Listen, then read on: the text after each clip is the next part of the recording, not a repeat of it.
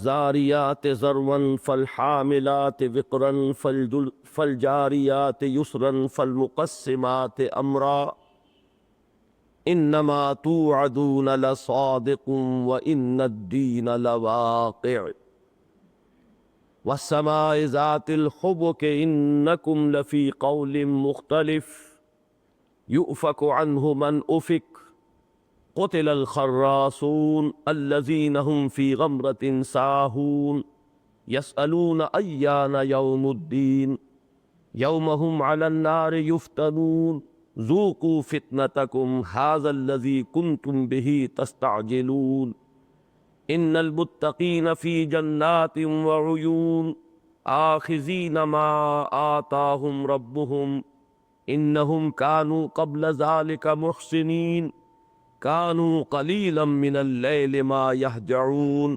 وبالاسحار هم یستغفرون وفی اموالہم حق للسائل والمحروم وفی الارض آیات للموقنین وفی انفسکم افلا تبصرون وفی السماء رزقکم وما توعدون فورب السماء والارض انه لحق مثل ما انتم تنطقون صدق اللہ العظیم رب اشرح لی صدری ویسر لی امری واحلل عقدۃ من لسانی یفقہوا قولی اللہم ربنا الہمنا رشدنا واعذنا من شرور انفسنا اللہم ارنا الحق حقا وارزقنا اتباعہ وارنا الباطل باطلا وارزقنا اجتنابہ اللہم ربنا آنس وحشتنا فی قبورنا وارحمنا بالقرآن العظیم اللہم ارحمنا بالقرآن العظیم اللہم اجعلہ لنا اماما ونورا وہدا ورحمہ اللہم ذکرنا منہ ما نسینا وعلمنا منہ ما جہلنا وارزقنا۔ تو آپ کو سورہ مرسلات ملے گی 29 پارے کے آخر میں، والمرسلات عرفا فالعاصفات عصفا والناشرات نشرا فالفارقات فرقا فالملقیات ذکرا عذرا او نذرا انما توعدون لواقع۔ ذرا آگے چلتے ہیں تو سورۃ النازعات ہے، والنازعات غرقا والناشطات نشطا والسابحات سبحا فالسابقات سبقا فالمدبرات امرا یوم ترجف الراجفۃ تتبعها الرادفہ۔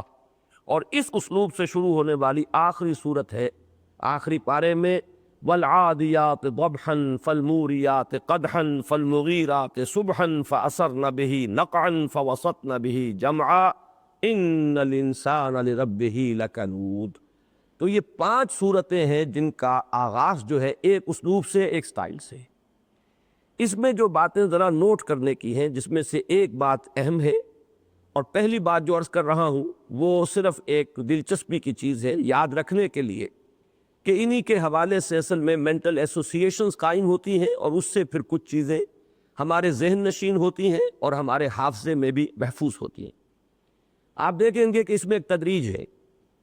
سورۃ الصافات میں 3 آیات ہیں، سورۃ الزاریات میں 4 آیات ہیں، سورۃ المرسلات میں اگرچہ 6 آیات ہیں لیکن وہاں بھی عذراً اور نذراً ایک آیت جو ہے وہ اصلاً قسم پر مشتمل نہیں ہے بلکہ ایک وضاحت پر مشتمل ہے، لہذا وہاں بھی 5 آیات ہیں۔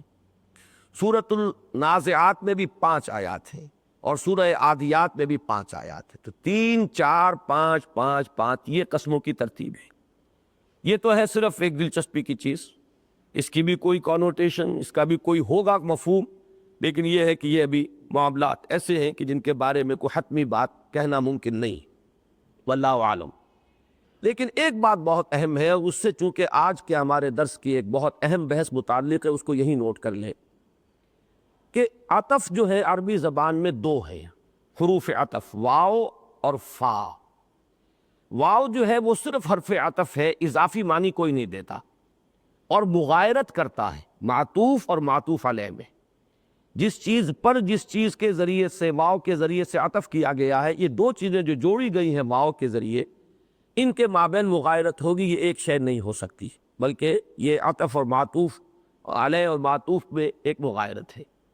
لیکن دوسرا حرف فا، فا میں یہ ہے کہ مغایرت لازمی نہیں بلکہ ایک ہی کوئی چیز ہوگی، اور نمبر دو یہ کہ اس میں کوئی ترتیب ہوگی کہ پہلے کوئی بات، پھر دوسری بات، پھر تیسری بات، جبکہ واو سے جو ختم کیا جائے گا اس میں نہ ترتیب کا کوئی معاملہ ہوگا اور پھر مغایرت لازمی ہوگی، جبکہ فا میں مغایرت نہیں ہوگی بلکہ یہ کہ ایک ہی کوئی چیز ہے جس کے بارے میں کہا جا رہا ہے یہ پھر یہ پھر یہ پھر یہ، تو یہ فا جو ہے یہ تعین کرتا ہے کہ یہ کوئی ایک ہی شے ہے جس کے مختلف مدارج اور مراحل کا ذکر کیا جا رہا ہے، جبکہ واو جو آئے گا تو اس کے اندر وہ اشیاء مختلف ہو جائیں گی۔ تو یہاں ہم نے دیکھا کہ سورہ صافات میں یہ 3 آیات آئیں اور اس میں 2 حرف عطف آئے لیکن دونوں فا ہیں، وہاں واو نہیں ہے۔ سورہ زاریات جو آج ہم پڑھ رہے ہیں یہ 4 آیات ہیں، اس میں 3 عطف ہوں گے، ایک تو پہلی آیت ہے جس پر کہ سب کو عطف کیا جا رہا ہے، یہاں بھی ہم دیکھ رہے ہیں کہ کل عطف جو ہے وہ فا سے ہو رہا ہے۔ سورہ مرسلات میں اکثر فا سے ہے لیکن ایک واو سے بھی آیا ہے۔ سورہ نازعات میں 4 عطف آئیں گے 5 آیتوں میں، وہاں تقسیم برابر ہے، 2 مرتبہ فا کا حرف آیا ہے اور 2 مرتبہ ہی ما کا آیا ہے، اور عادیات میں پھر کل کا کل فا کے ذریعے سے عطف کیا گیا ہے۔ یہ صرف ابھی تو آپ نوٹ کر لیجئے اعداد و شمارات کے اعتبار سے، اور ایک یعنی آبزرویشن اور ڈیٹا ہے اس کو سامنے رکھ لیجئے، اس کا ہمارے آج کے درس سے تعلق کیا ہے وہ بعد میں آئے گا۔ وَالزَّارِيَاتِ ذَرْوًا فَالْحَامِلَاتِ وِقْرًا، ان 2 آیات کے مفہوم میں اجماع ہے امت کا، ابتدا سے لے کے آج تک، سلف سے خلف تک کوئی اختلاف نہیں۔ زاریات ذرون، اصل میں لفظ آتا ہے ذرون کسی چیز کو بکھیرنے کے لیے، اور اس پر اجماع ہے کہ اس سے مراد ہے ہوائیں، تیز ہوائیں جب چلتی ہیں تو گرد و غبار اٹھاتی بھی ہیں اور بکھیر بھی دیتی ہیں، پوری فضا کے اندر منتشر کر دیتی ہیں۔ تو قسم ہے ان ہواؤں کی کہ جو گرد و غبار کو اڑاتی ہیں اور بکھیر دیتی ہیں، اس میں کوئی اختلاف نہیں، لہذا اس میں مزید کسی بحث کی ضرورت نہیں۔ وَالزَّارِيَاتِ ذَرْوًا، وا جو ہے یہاں پر یہ حرف عطف نہیں ہے بلکہ یہ حرف قسم ہے، واللہ اللہ کی قسم ہے، والعصر زمانے کی قسم ہے، اور قسم کے بارے میں یہ بحثیں بہت مرتبہ ہو چکی ہیں کہ قرآن مجید میں اللہ تعالیٰ نے جو قسمیں کھائی ہیں ان میں جن چیزوں سے قسمیں کھائی ہیں ان کی کوئی تعظیم پیش نظر نہیں ہے، ان کی عظمت کا اظہار پیش نظر نہیں ہے، بلکہ مجرد شہادت اور گواہی، یعنی اگر ترجمہ ہم یہ کریں گے گواہ ہے وہ ہوائیں جو غبار اڑاتی ہیں اور بکھیرتی ہیں، شاہد ہیں وہ ہوائیں، وہ تیز و تند ہوائیں کہ جو غبار اٹھاتی ہیں، اڑاتی ہیں اور منتشر کر دیتی ہیں۔ فَالْحَامِلَاتِ وِقْرًا، پھر یہ چونکہ فا یہاں پر آ رہا ہے، اور اس آیت میں بھی ابھی میں وہ بحث نہیں کر رہا فا اور وا کی، بلکہ یہ کہ چونکہ اس میں بھی اجماع ہے کہ اس سے بھی مراد ہے، لفظی ترجمہ ہوگا پھر اٹھانے والی بوجھ کو۔ وقر اور وقر یہ دونوں کا معنی ہے بوجھ، وہ کان کے بارے میں بھی آتا ہے کہ ان کے کانوں میں وقر ہے، بوجھ ہے، یہ کچھ نہیں سن سکتے، ثقل جسے کہتے ہیں ثقل سماعت، تو وقر یہ ہوائیں اٹھاتی ہیں، حاملات حمل سے حاملہ اٹھانے والی، اور حاملات اس کی جمع ہے، پھر اٹھانے والیاں بوجھ کی، اس سے بھی مراد ہوائیں ہیں۔ کس چیزوں کو اٹھاتی ہیں؟ وہ بادلوں کو اٹھاتی ہیں۔ آپ اندازہ نہیں کر سکتے کہ کتنے لکھوکھا ٹن پانی کے بخارات کو یہ ہوائیں جو ہیں بادلوں کی شکل میں لیے پھرتی ہیں، پھر یہی پانی ہے کہ جو برستا ہے بارش بن کر۔ اس میں ایک کچھ لوگوں نے جدید دور میں آ کے نکتہ نوازی یہ بھی کی ہے، جس طریقے سے کہ سائنٹیفک انداز میں تفسیر کرنے کا رجحان بر صغیر میں پیدا ہوا سر سید احمد مرحوم کے بعد سے، بلکہ ان کے زمانے سے کہنا چاہیے، تو مصر میں بھی یہ 2 مراکز رہے ہیں اسلامی ثقافت کے، یعنی غیر عرب مسلم دنیا میں بر صغیر پاک و ہند، اور جو عرب مسلم ورلڈ ہے اس میں مصر، یہ 2 ہیں کہ جو علم میں، فن میں اور بیداری میں ہر اعتبار سے یہ گویا کہ امامت کے منصب پر رہے ہیں عالم اسلام میں۔ تو جیسے ہمارے ہاں سر سید اور ان کا مکتب فکر ڈیولپ ہوا، اسی طریقے سے مصر میں بھی ایسے مفسرین اٹھے ہیں۔ اب چونکہ جدید معلومات میں بڑی عمدہ ایک بات ہے، اس کا اس سے یعنی ربط جڑتا ہے، اس لیے ہمیں اس کے قبول کرنے میں بھی کوئی قباحت نہیں، اس لیے کہ یہ اصول میں بیان کر چکا ہوں کہ سائنٹیفک فینومینا جو ہیں ان کا اگر ہم کوئی اضافہ کریں سابق جو ہمارے بزرگوں کی تفسیریں ہیں اور ان کی تعویلات ہیں تو اس میں قطعاً کوئی حرج نہیں ہے۔ اس لیے کہ یہ چیزیں وہ ہیں کہ ان کا اس وقت علم کا دائرہ محدود تھا، اگر اس حقیقت تک ان کی رسائی نہیں ہو سکی تو اس پر کوئی تان نہیں ہے، اس میں ان کا کوئی عیب نہیں ہے، کوئی ان کی تقصیر نہیں ہے۔ لیکن جہاں تک عمل سے متعلق آیات ہیں اور جو احکام شریعت سے متعلق آیات ہیں، ظاہر بات ہے کہ اس میں ہمیں پیچھے جانا ہوگا، اس لیے کہ جو جتنا حضور صلی اللہ علیہ وسلم کے زمانے سے قریب ہے اتنا ہی وہ عملی تشریح جو حضور نے کر کے دکھائی وہ اس سے قریب تر ہے۔ اس پہلو سے ہمیں ان چیزوں میں تو جتنا پیچھے جا سکے یہ ہمارا اصول ہونا چاہیے۔ البتہ یہ کہ سائنٹیفک فنومینا کی تعبیر و تشریح میں اگر کوئی نئی بات بھی سامنے آئے اور جو اس کے سیاق و سباق سے بھی مختلف اور متضاد نہ ہو تو اس کے قبول کرنے میں کوئی چیز مانے نہیں۔ تو یہاں پہ حاملات کے لیے چونکہ پولن جو ہے یہ جتنا بھی عالم نباتات ہے اور اس میں جو حمل ہوتا ہے وہ حمل آپ کو معلوم ہے، یہ پولن گرین کہ جو پھولوں کے اندر جو ذرات ہوتے ہیں کہ جن سے پھر یہ فصل جو ہے آگے بڑھتی ہے اور اس سے یہ نسل جو ہے ان کی نسل گویا کہ آگے پھیلتی ہے، تو یہ بھی در حقیقت یہ ہوائیں اس کو لے کر منتشر کرتی ہیں اور پھیلاتی ہیں، اور وہ اس طریقے سے اس پلانٹ کنگڈم میں جو ان کا ایک سلسلہ ہے ان کی ریپروڈکشن اور ان کے اس جنس کی بقا کا اس کا ذریعہ بنتی ہیں۔ تو پولن کو بھی یہاں پر جدید مفسرین نے یہ پولن گرینز جو ہے یہ ذرات ان کو بھی اس میں شامل کیا ہے، تو میں یہ سمجھتا ہوں کہ اس میں قطعاً کوئی قباحت کا پہلو نہیں ہے۔ بہرحال اس میں اجماع ہے سلف سے خلف تک کہ اس دونوں آیتوں میں مراد ہوائیں ہیں۔ شاہد ہے وہ تند و تیز ہوائیں جو غبار اڑاتی ہیں اور پھیلاتی ہیں اور منتشر کرتی ہیں، پھر وہ بوجھ اٹھاتی ہے، فالحاملات وقرا فالجاریات یسرن۔ اب یہاں سے اختلاف شروع ہو رہا ہے۔ فالجاریات جرا یجری کے معنی چلنا، وہی تجری بہم فی موج کالجبال، یہ جو حضرت نوح علیہ السلام کی کشتی جو تھی اس کا ذکر آیا قرآن مجید میں، تو جاریات چلنے والی، جاریات اس کی جمع ہو گئی، اور چلنے والیاں یسرن بڑی نرمی سے آسانی سے۔ ایک تو ہوتی ہے تند اور تیز ہوا، وہ تو گرد و غبار اٹھائے گی، آندھی لائے گی، طوفان لائے گی، بادل بھی ہوں گے تو انہیں اڑا کر لے جائے گی، برسنے نہیں دے گی۔ ایک وہ ہے جو نرم رو ہوائیں ہیں، نرم چلتی ہیں، یہ آپ کو معلوم ہے کہ بارش سے پہلے جو آتی ہے ٹھنڈی ہوا اس کے اندر وہ نرمی کی ایک کیفیت ہوتی ہے۔ تو ایک رائے تو یہ ہے کہ فالجاریات یسرن سے بھی مراد ہوائیں ہیں، وہ ہوائیں جو پھر نرمی اور آہستگی کے ساتھ چلتی ہیں، ان کے اندر ایک سبک خرامی کی کیفیت پیدا ہوتی ہے۔ فالمقسمات امرا، اور پھر وہ تقسیم کر دیتی ہیں امر کو۔ قسم یقسم تقسیما، بانٹ دینا، تقسیم کر دینا۔ امر اللہ کا حکم، اللہ کا فیصلہ، اللہ کا معاملہ۔ امر کا لفظ بہت جامع ہے، قرآن مجید میں یہ آتا ہے، تو ہم اردو میں معاملہ کا لفظ جیسے بولتے ہیں تو معاملہ جو ہے یہ بھی ہر چیز کے اوپر اس کا اطلاق ہو جائے گا۔ تو پھر وہ معاملے کی تقسیم کرتی ہیں، یعنی کہیں بارش برساتی ہے، کہیں نہیں برساتی، کہیں جل تھل کر دیتی ہے، کہیں یہی جو ہوائیں ہیں وہ طوفان لے آتی ہیں، فصلیں الٹی تباہ ہو جاتی ہیں۔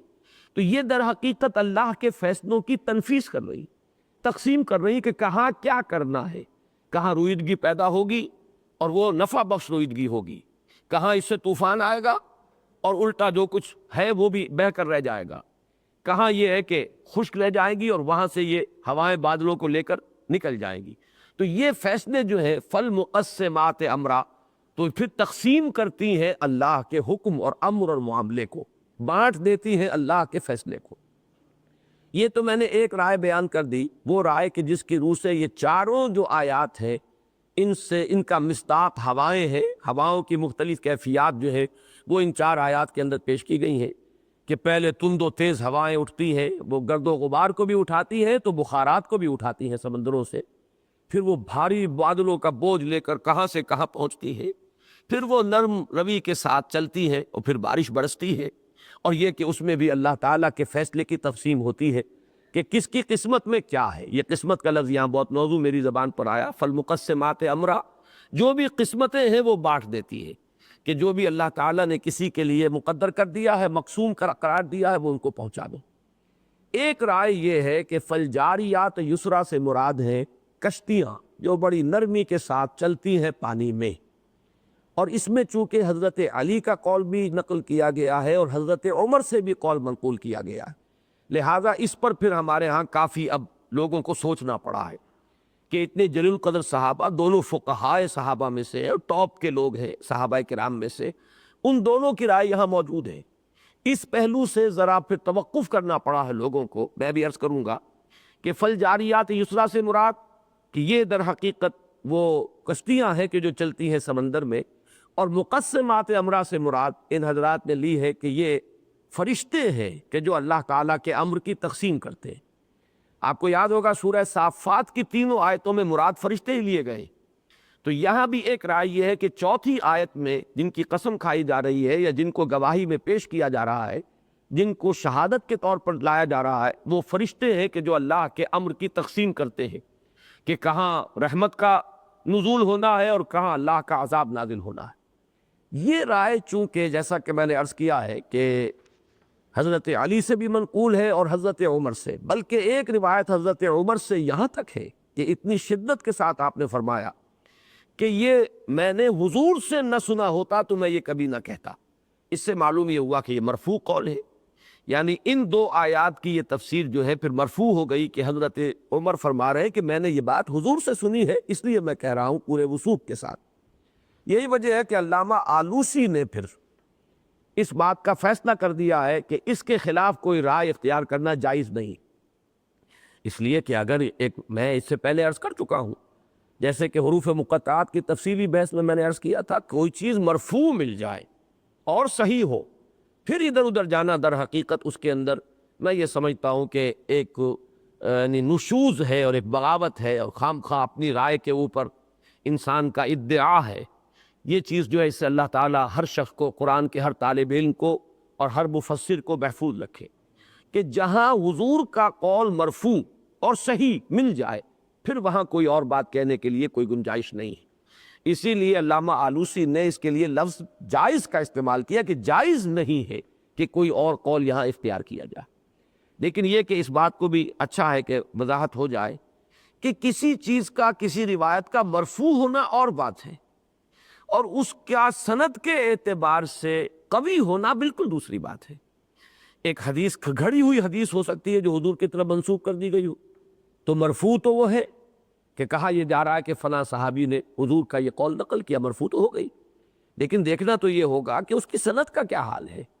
اس میں کہیں ضعف ہے تو ظاہر بات ہے کہ پھر روایت جو ہے وہ ضعیف ہو جائے گی، سند قوی ہے تو پھر یہ کہ اس کو قبول کرنا پڑے گا۔ اسی لیے میں نے 3 مرتبہ جو تکرار کی تھی کہ اگر قرآن مجید کے کسی مقام کی تفسیر پر مشتمل کوئی قول حضور کا جو مرفوع ہو اور صحیح ہو، یہ 2 شرطیں پوری ہو جائیں، پھر ادھر ادھر جانا معاملہ جو ہے اس کے اندر نشوز ہے، بغاوت کا مادہ ہے، پھر ادعا ہے، اپنے آپ کو اعجاب المرء بنفسہ ہی کی کیفیت ہے، جسے حضور نے ہی اشدہن سے تعبیر کیا ہے کہ یہ مہلکات میں سب سے اونچی چیز ہے کہ انسان اپنی رائے پر اعجاب کرے اور اسے بہت اچھا سمجھے اور بہت اعلیٰ درجہ دینا شروع کر دے، جبکہ کوئی قول رسول موجود ہو صلی اللہ علیہ وسلم۔ تو علامہ ابن کثیر رحمۃ اللہ علیہ نے اس پر پوری بحث کی ہے، اور اس قول، اس روایت کی سند پر کلام کر کے ثابت کیا ہے کہ وہ روایت جو ہے ضعیف ہے، اگرچہ مرفوع ہے لیکن ضعیف ہے۔ تو چونکہ اب یہاں ایک شرط جو ہے وہ تو برقرار رہی، لیکن دوسری شرط جو ہے مفقود ہو گئی، لہذا مفسرین نے اس کو لازماً قبول نہیں کیا۔ بہت سے لوگوں نے قبول کیا ہے، اکثر و بیشتر تراجم میں آپ کو وہی بات مل جائے گی، لیکن یہ کہ اس معاملے میں بھی میں نے چونکہ جو یہ استحکام پاکستان نامی کتاب لکھی ہے تو اس میں ایک عام مقولہ جو دنیا میں مشہور ہو گیا ہے، اور اس میں ایک چیز جو ہے عام طور پر دنیا میں بیان نہیں ہوتی، وہ ظاہر بات ہے کہ بر صغیر پاک و ہند کی ایک امتیازی شان ہے جس کو کہ شاید باقی سب لوگ پسند نہیں کرتے، کہ قرآن نازل ہوا حجاز میں، اس کی قرات کا حق ادا کیا اہل مصر نے، اس کی کتابت کا حق ادا کیا ترکوں نے، اور اس کا فہم جو ہے وہ سب سے بڑھ کر حاصل ہوا ہے اہل ہند کو، بر صغیر پاک و ہند۔ تو میں یہ دیکھ کر آج حیران ہوا ہوں کہ اس معاملے میں شاہ ولی اللہ دہلوی رحمۃ اللہ علیہ کے دونوں فرزند، شاہ رفیع الدین بھی اور شاہ عبد القادر بھی رحمہم اللہ، دونوں کے دونوں اس قول کو رد کرتے ہوئے اور ان کو چاروں کو ایک ہی چیز قرار دے رہے ہیں کہ یہ ہواؤں ہی کے بارے میں ان کی یہ 4 مختلف کیفیات ہیں کہ جن کا یہاں پر ذکر ہو رہا ہے۔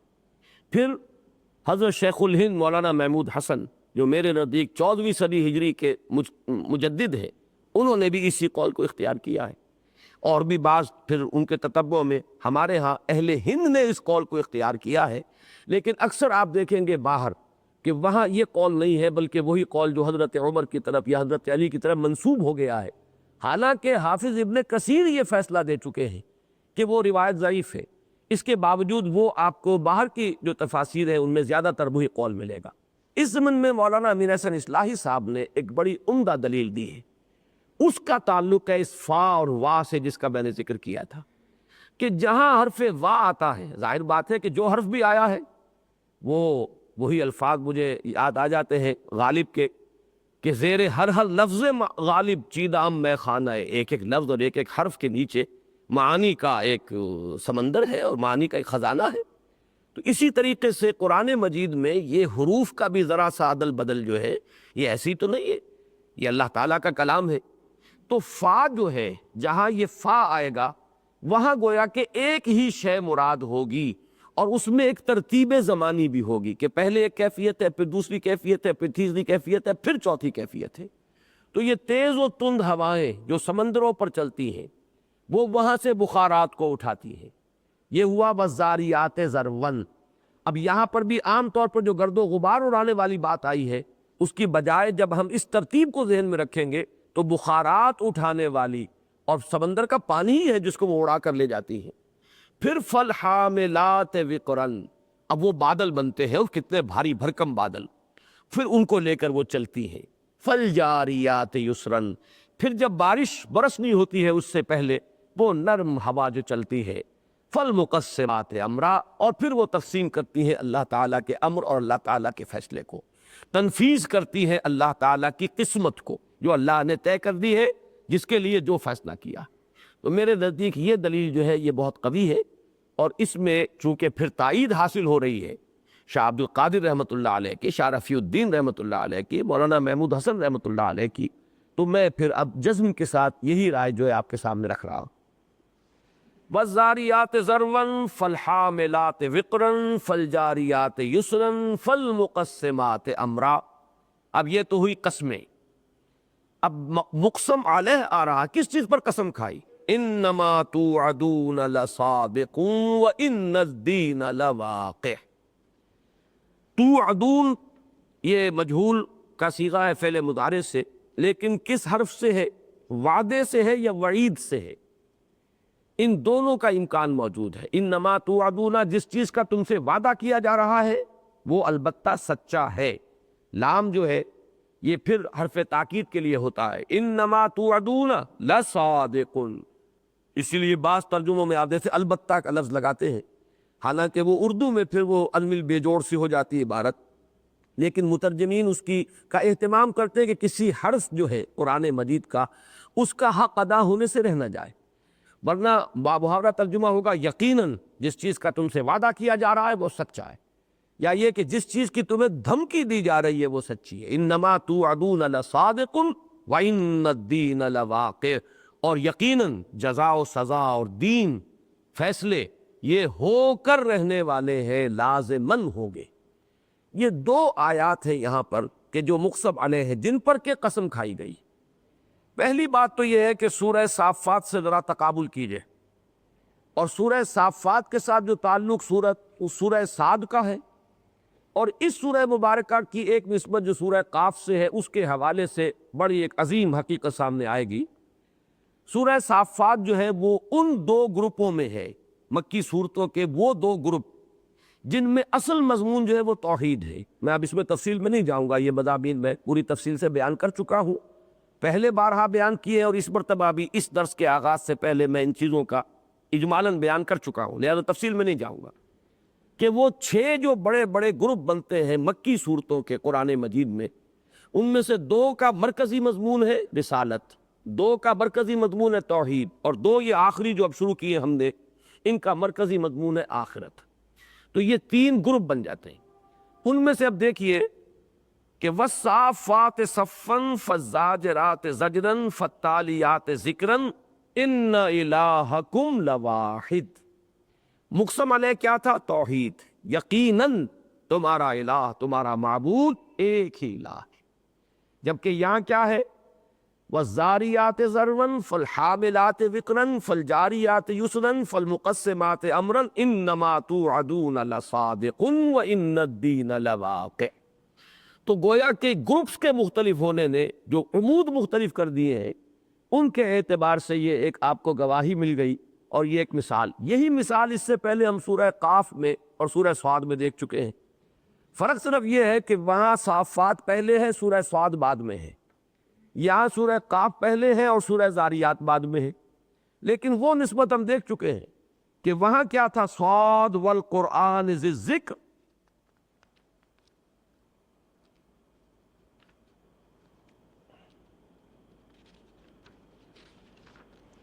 صاد والقرآن ذی الذکر بل الذین کفروا فی عزۃ وشقاق کم اہلکنا من قبلہم من قرن فنادوا ولا حین مناص وعجبوا ان جاءہم منذر منہم وقال الکافرون ھذا ساحر کذاب اجعل الآلہۃ الہا واحدا ان ھذا لشیء عجاب۔ کیا اس نے تمام معبودوں کو ایک معبود میں گم کر دیا؟ یہ بات تو بڑی عجیب ہے۔ یعنی ان کو توحید پر جو تعجب ہو رہا تھا، سورہ صاد میں قرآن مجید کی قسم کھا کر ان کی جس تعجب کا ذکر کیا گیا وہ توحید کے بارے میں، اور سورہ قاف میں ہم پڑھ چکے ہیں کہ وہی تعجب ان کا وہ یہاں پر جو آیا ہے وہ آخرت کے بارے میں ہے، معاد کے بارے میں ہے۔ قاف والقرآن المجید بل عجبوا ان جاءہم منذر منہم فقال الکافرون ھذا شیء عجیب اذا متنا وکنا ترابا ذلک رجع بعید۔ یہ تو بڑی عجیب بات ہے، کیا جب کہ ہم مر جائیں گے اور مٹی ہو کر مٹی میں مل جائیں گے تو پھر اٹھا لیا جائے گا؟ یہ تو بڑی دور کا لوٹنا ہے، یہ تو انہونی سی بات ہے، بڑی دور کی کوڑی لائی۔ تو یہ اصل میں نے دو مثالیں دے دی ہیں، اس سے باہمی ربط واضح ہوا کہ جو نسبت اس مضمون کے اعتبار سے، یعنی فواتح جن کو کہا جاتا ہے، ابتدائی آیات صورتوں کی، ان کے اعتبار سے جو نسبت سورہ قاف اور سورہ ذاریات میں ہے، یہی نسبت اس سے پہلے سورہ صافات اور سورہ صاد کی فواتح یعنی ابتدائی آیات کے اندر ہم دیکھ چکے۔ اب آئیے، انما توعدون لصادق وان الدین لواقع، اس میں بھی دو رائے ہیں۔ ایک رائے یہ ہے کہ یہ دونوں ایک ہی چیز ہے، اور ایک رائے یہ ہے کہ یہ دونوں دو علیحدہ چیزیں۔ مجھے وہ دوسری رائے زیادہ پسند آئی ہے، میں اس کا ذکر کر رہا ہوں، لیکن رہے سامنے آپ کے کہ انما توعدون لصادق، یہاں بھی مراد آخرت ہے، جس چیز کی تمہیں دھمکی دی جا رہی ہے کہ مرنے کے بعد اٹھائے جاؤ گے، پیشی ہوگی، حاضری ہوگی، حساب کتاب ہوگا، جزا و سزا کے فیصلے ہوں گے، جنت اور دوزخ، یہ حق ہے۔ جس چیز کا تم سے وعدہ کیا جا رہا ہے وہ درست ہے، سچا ہے، اور دین یعنی جزا و سزا واقع ہو کر رہے گی۔ یہ گویا کہ ایک ہی چیز کے اندر زور دینے کے لیے یہ حرف عطف سے گویا کہ تفسیر کی گئی یا وضاحت کی گئی، یہ گویا کہ واو تفسیر شمار ہوگا۔ اور ایک رائے یہ ہے، اور یہ رائے بھی مولانا اصلاحی صاحب نے بہت زور شور سے پیش کی ہے، بلکہ اپنے استاذ مولانا فراہی کی رائے سے اختلاف کرتے ہوئے انہوں نے یہ رائے ظاہر کی ہے کہ یہ دو چیزیں ہیں، اور یہ دو چیزیں وہ ہیں جن کا ذکر میں شروع میں کر چکا ہوں کہ ہر رسول نے دو عذابوں کی خبر دی ہے۔ ایک عذاب اس دنیا کا، عذاب ہلاکت، عذاب استیصال، اس لیے کہ اللہ تعالیٰ کی یہ سنت رہی ہے، جب تک رسول نہیں آتا تھا تو رعایت ہوتی تھی، ڈھیل دی جاتی تھی۔ رسول بھیج دیا گیا واضح نشانیوں کے ساتھ، واضح تعلیمات کے ساتھ، پھر وہ خود اپنی جگہ پر ایک نشانی ہوتا تھا، اس کی سیرت و کردار ہر اعتبار سے، ہر شک و شبہ سے بالا تر، وہ خود اپنی جگہ ایک معجزہ، اپنے وجود، اپنے کردار، اپنی شخصیت کے اعتبار سے۔ پھر وہ تمام دلائل پیش کر چکا، اس نے تمام اسلوب اختیار کر لیے، جس طریقے سے سمجھانا ممکن ہو سکتا ہے سمجھا دیا۔ پھر بھی جو قوم نہیں مان رہی، اس کا مطلب یہ کہ اس میں خیر کا مادہ رہا ہی نہیں۔ اب یہ کوڑے کرکٹ کے مانند ہے کہ اس کو جمع کر کے آگ دکھا دی جائے، اب اسی کے لائق رہ چکی۔ لہذا یہ اللہ کا قانون رہا ہے کہ رسولوں کی آمد کے بعد اب کنسیشن نہیں ہے، رعایت نہیں ہے۔ اس کو سورہ بنی اسرائیل میں بھی کہا گیا، وَمَا كُنَّا مُعَذِّبِينَ حَتَّى نَبْعَثَ رَسُولًا، ہم عذاب نہیں بھیجتے رہے ہیں جب تک کہ ہم رسولوں کو بھیج نہ لیں۔ رسولوں کو بھیج کر اتمام حجت کر کے پھر جو قوم انکار اور اعراض پر اڑی رہی، پھر ہم نے اس کو ہلاک کر دیا۔ تو ایک تو یہ خبر ہے کہ جو تمام رسول دیتے رہے کہ اگر تم نے ہماری بات نہ مانی تو جان لو کہ اب درخت کی جڑ پر کلہاڑا رکھا جا چکا ہے، پھر تمہارے لیے اب رعایت نہیں ہوگی۔ اور ایک عذاب جو ہے وہ آخرت کا عذاب ہے، اصل عذاب تو وہ ہے جو ابدی عذاب ہے۔ یہاں تو یہ نا کہ ختم ہو جاؤ گے، وہ ختم ہونے میں دیر کتنی لگتی ہے؟ ڈوبنے میں کتنے غوطے لگائے ہوں گے ایک ایک شخص نے، جبکہ وہ سیلاب قوم نوح جو ہے اس میں جب ڈوبے ہیں تو کتنی دیر لگی، کتنی دیر کی اس کے اندر تکلیف ہے۔ یہ ضرور ہے کہ آدمی کے لیے یہ دھمکی بہت بڑی معلوم ہوتی ہے، لیکن یہ کہ پھانسی کا ایک ہی جھٹکا ہوتا، کیا اس میں پتہ چلتا ہے؟ تھوڑے ممکن ہے کہ ایک دو لمحے یا ایک دو سیکنڈ شاید کوئی احساس ہوتا، اس سے زائد کسی احساس کا تعلق نہیں۔ لیکن یہ کہ بہرحال قوموں کی ہلاکت اور تباہی اور بربادی جو ہے یہ دوسرے لوگوں کے لیے نشان عبرت بنتی ہے، بہت بڑا نشان عبرت۔ اس پہلو سے ایک تو قوموں کی ہلاکت کی وعید رسولوں نے دی کہ اگر نہیں مانو گے ہلاک کیے جاؤ گے۔ تو مولانا اصلاحی صاحب کی رائے جس سے مجھے اتفاق ہے وہ یہ ہے کہ انما توعدون لصادق، اس میں اصل میں ذکر ہو رہا ہے وہ وعید، عذاب استیصال کی وعید، جس چیز کی تمہیں دھمکی دی جا رہی ہے وہ ہو کر رہے گا، وہ سچ ہے، درست ہے، یہ دھوس نہیں ہے، یہ خامخواہ کی لفاظی نہیں ہے، یہ تمہیں صرف جس کو آپ کہتے ہیں سنسنی خیزی، کہ یہ صرف سنسنی پیدا کرنے والی بات نہیں ہے، بلکہ در حقیقت یہ ایک واقعہ ہے، یہ اٹل اور سدی معاملہ ہے۔ انما توعدون لصادق وان الدین لواقع، اور وہ دین جو ہے جزا و سزا وہ بھی واقع ہو کر رہنی ہے۔ یہ لفظ دین چونکہ یہاں پر آیا ہے اور اس اہتمام کے ساتھ آیا ہے تو ذرا سا اس کا آپ جائزہ لے لیجئے کہ لفظ بنا کہاں سے ہے۔ یہ ویسے تو یہ کہ ہر مسلمان اس لفظ سے واقف ہے کہ سورہ فاتحہ میں ہے، مالک یوم الدین، جزا و سزا کے دن کا مالک، مختار مطلق ہے، قیامت کے دن کا مالک، لیکن یہ کہ بنا کہاں سے ہے؟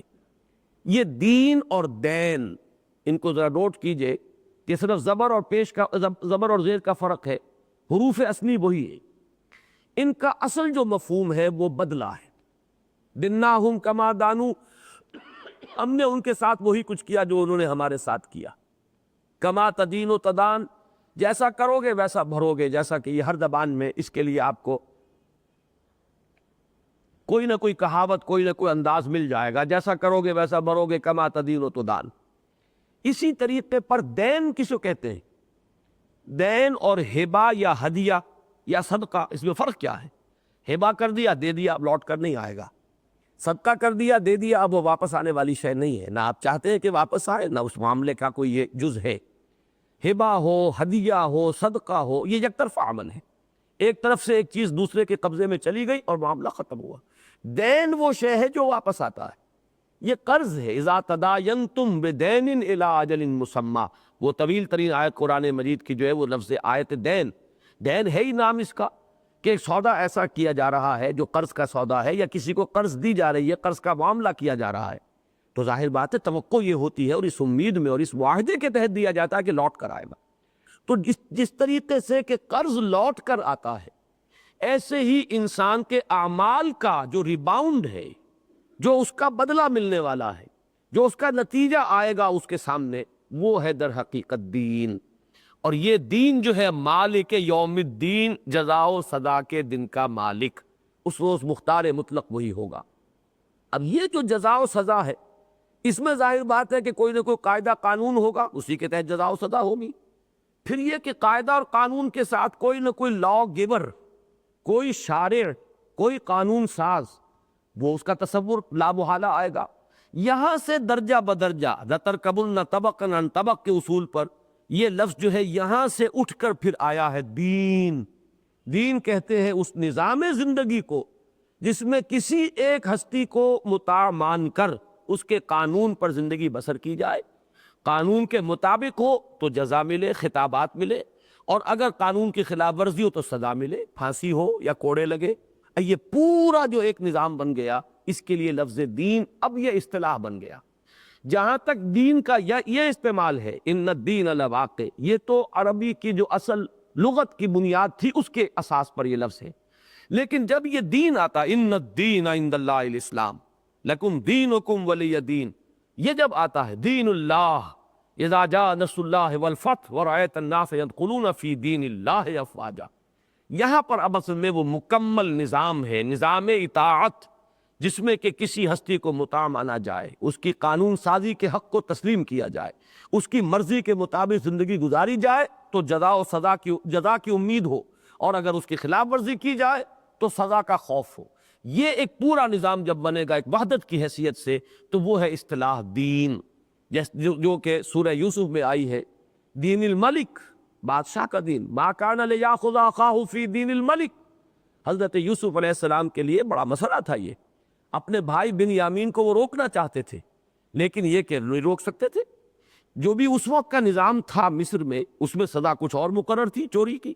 اب یہاں سے شکل یہ بن گئی کہ ظاہر بات ہے کہ وہ حاکم تو نہیں تھے وہاں کے، وہ فیصلہ وہ نہیں کر سکتے تھے اپنی مرضی سے، بلکہ یہ کہ وہ تو جو بھی اس وقت کا قانون تھا بادشاہ کا، اس کے تحت ہی جو کرتے کرتے۔ یہ بات اللہ نے خود ان کے بھائیوں کی زبان سے نکلوا دی کہ جس کے سامان میں سے وہ پیالہ مل جائے وہی اس کا بدلہ ہوگا، اسی کو آپ رکھ لیجئے گا۔ اس کو اللہ تعالیٰ نے فرمایا۔ اب ظاہر بات ہے کہ لوگوں کے دل، جیسا کہ میں نے اپنی اس کتاب میں استحکام پاکستان میں ایک سے زائد مرتبہ یہ حوالہ دیا ہے اس حدیث کا، حضور فرماتے ہیں کہ تمام انسانوں کے دل اللہ کی انگلیوں کے مابین ہے، بین اصبع الرحمن، جدھر چاہتا ہے موڑ دیتا ہے۔ تو اللہ تعالیٰ نے حضرت یوسف کے بھائیوں کی زبان سے وہ بات کہلوا دی، جس سے کہ جو خواہش تھی حضرت یوسف کی وہ پوری ہو گئی۔ کذالک کدنا لیوسف ما کان لیاخذ اخاہ فی دین الملک۔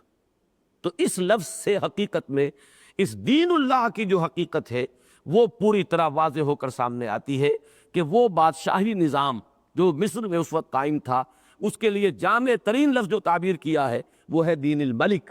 اسی طریقے سے اسلام دین اللہ ہے، مطاع مطلق اللہ، سوورنٹی اللہ کی، قانون سازی کا اصل حق اللہ کا، اللہ کے نمائندے کی حیثیت سے اس کے رسول کا، اور اس کے قانون کے مطابق چلو گے جزا ملے گی، روح و ریحان و جنت نعیم، اس کے قانون کی خلاف ورزی کرو گے سزا ملے گی، تسلیت و جحیم۔ یہ ہے کہ پورا نظام جمع کر لیجئے تو یہ اب دین بنے گا۔ لیکن یہاں جو لفظ آیا ہے یہ اپنی اس اصل کے اعتبار سے آیا جو لغوی اصل ہے۔ میں نے جو میرا کتابچہ ہے نبی اکرم صلی اللہ علیہ وسلم کا مقصد بعثت، جو 3 مقالات پر مشتمل ہے، اس کے درمیانی مقالے میں اس لفظ کی مکمل بحث جو ہے لغوی وہ کر دی۔ تو انما توعدون لصادق وان الدین لواقع، اس میں اب ایک بحث رہ جاتی ہے جو بڑی اہم ہے، لیکن وہ آج کے درس سے پورے طور پر واضح نہیں ہو پائے گی، اس لیے کہ دوسرے رکوع میں وہ استشہاد ہے کہ یہ جو فرمایا گیا یہ ہوائیں گواہ ہیں۔ کس اعتبار سے؟ واقعہ یہ ہے کہ بہت بڑی تعداد میں قومیں جو ہلاک ہوئی ہیں وہ ہوا کے ذریعے سے ہوئی ہے۔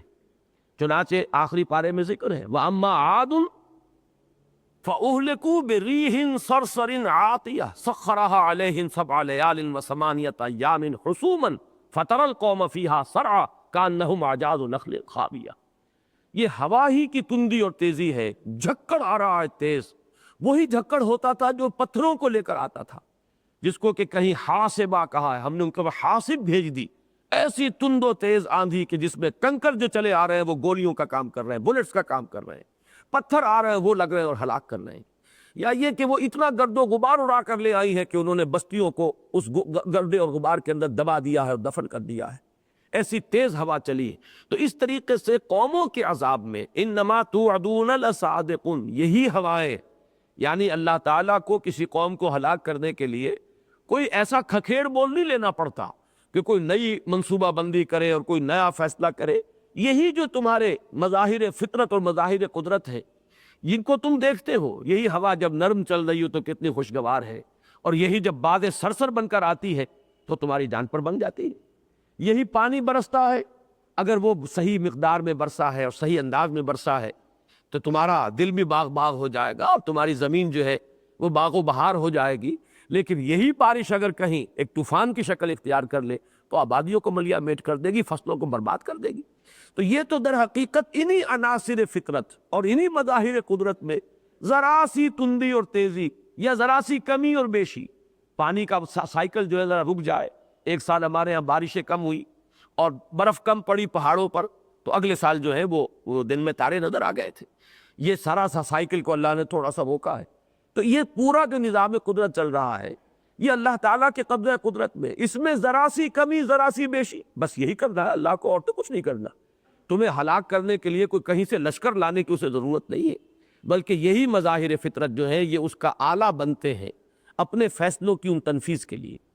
والذاریات ذروا فالحاملات وقرا فالجاریات یسرا فالمقسمات امرا انما توعدون لصادق وان الدین لواقع والسماء ذات الحبک انکم لفی قول مختلف. اور قسم ہے اس آسمان کی، یا شاہد ہے وہ آسمان. سما کا ترجمہ آسمان بھی درست ہے، اور سما اصل میں سمون سے بنا ہے، بلندی کو کہتے ہیں سمون. چنانچہ آج کل عرب ممالک میں صاحب السمو یہ لفظ آپ کو بہت ملے گا.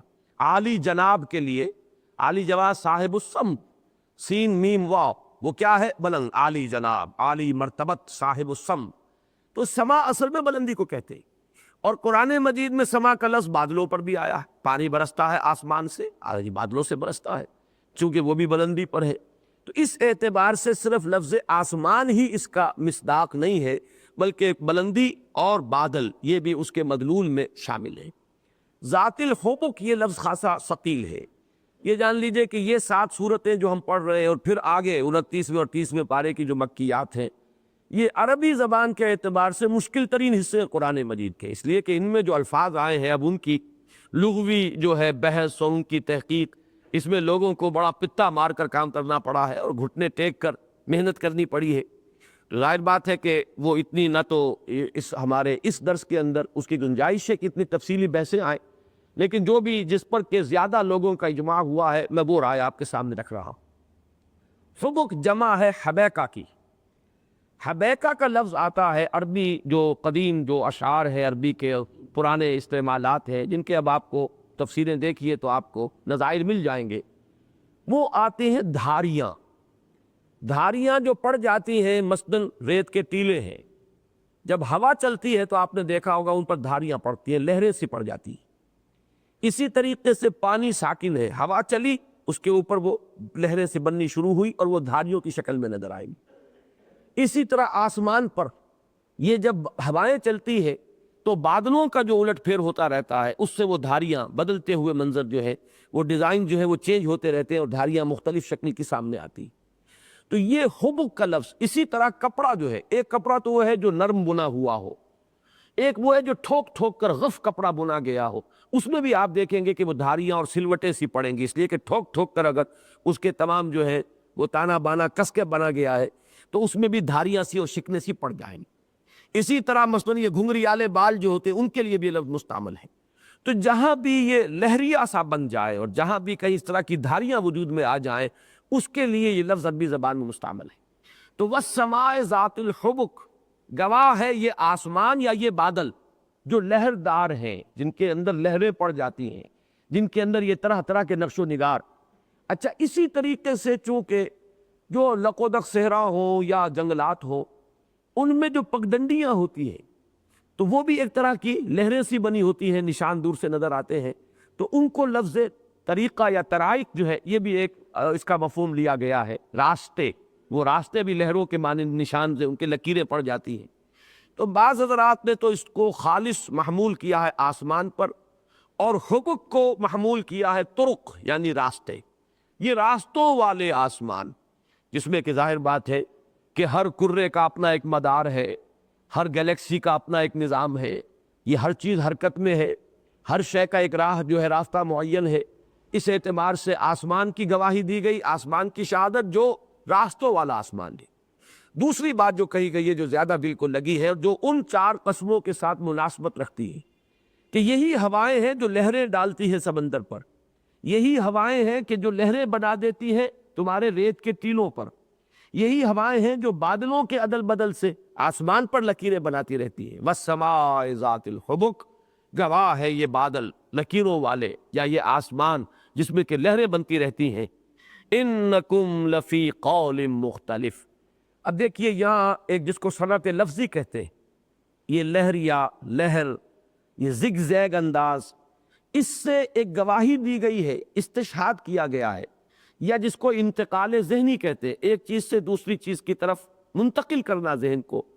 انکم لفی قول مختلف، تم ایک عجیب مختلف باتوں کے اندر پڑ گئے ہو، تمہارے اندر بڑا اختلاف پیدا ہو گیا ہے، تم طرح طرح کی باتیں کہہ رہے ہو.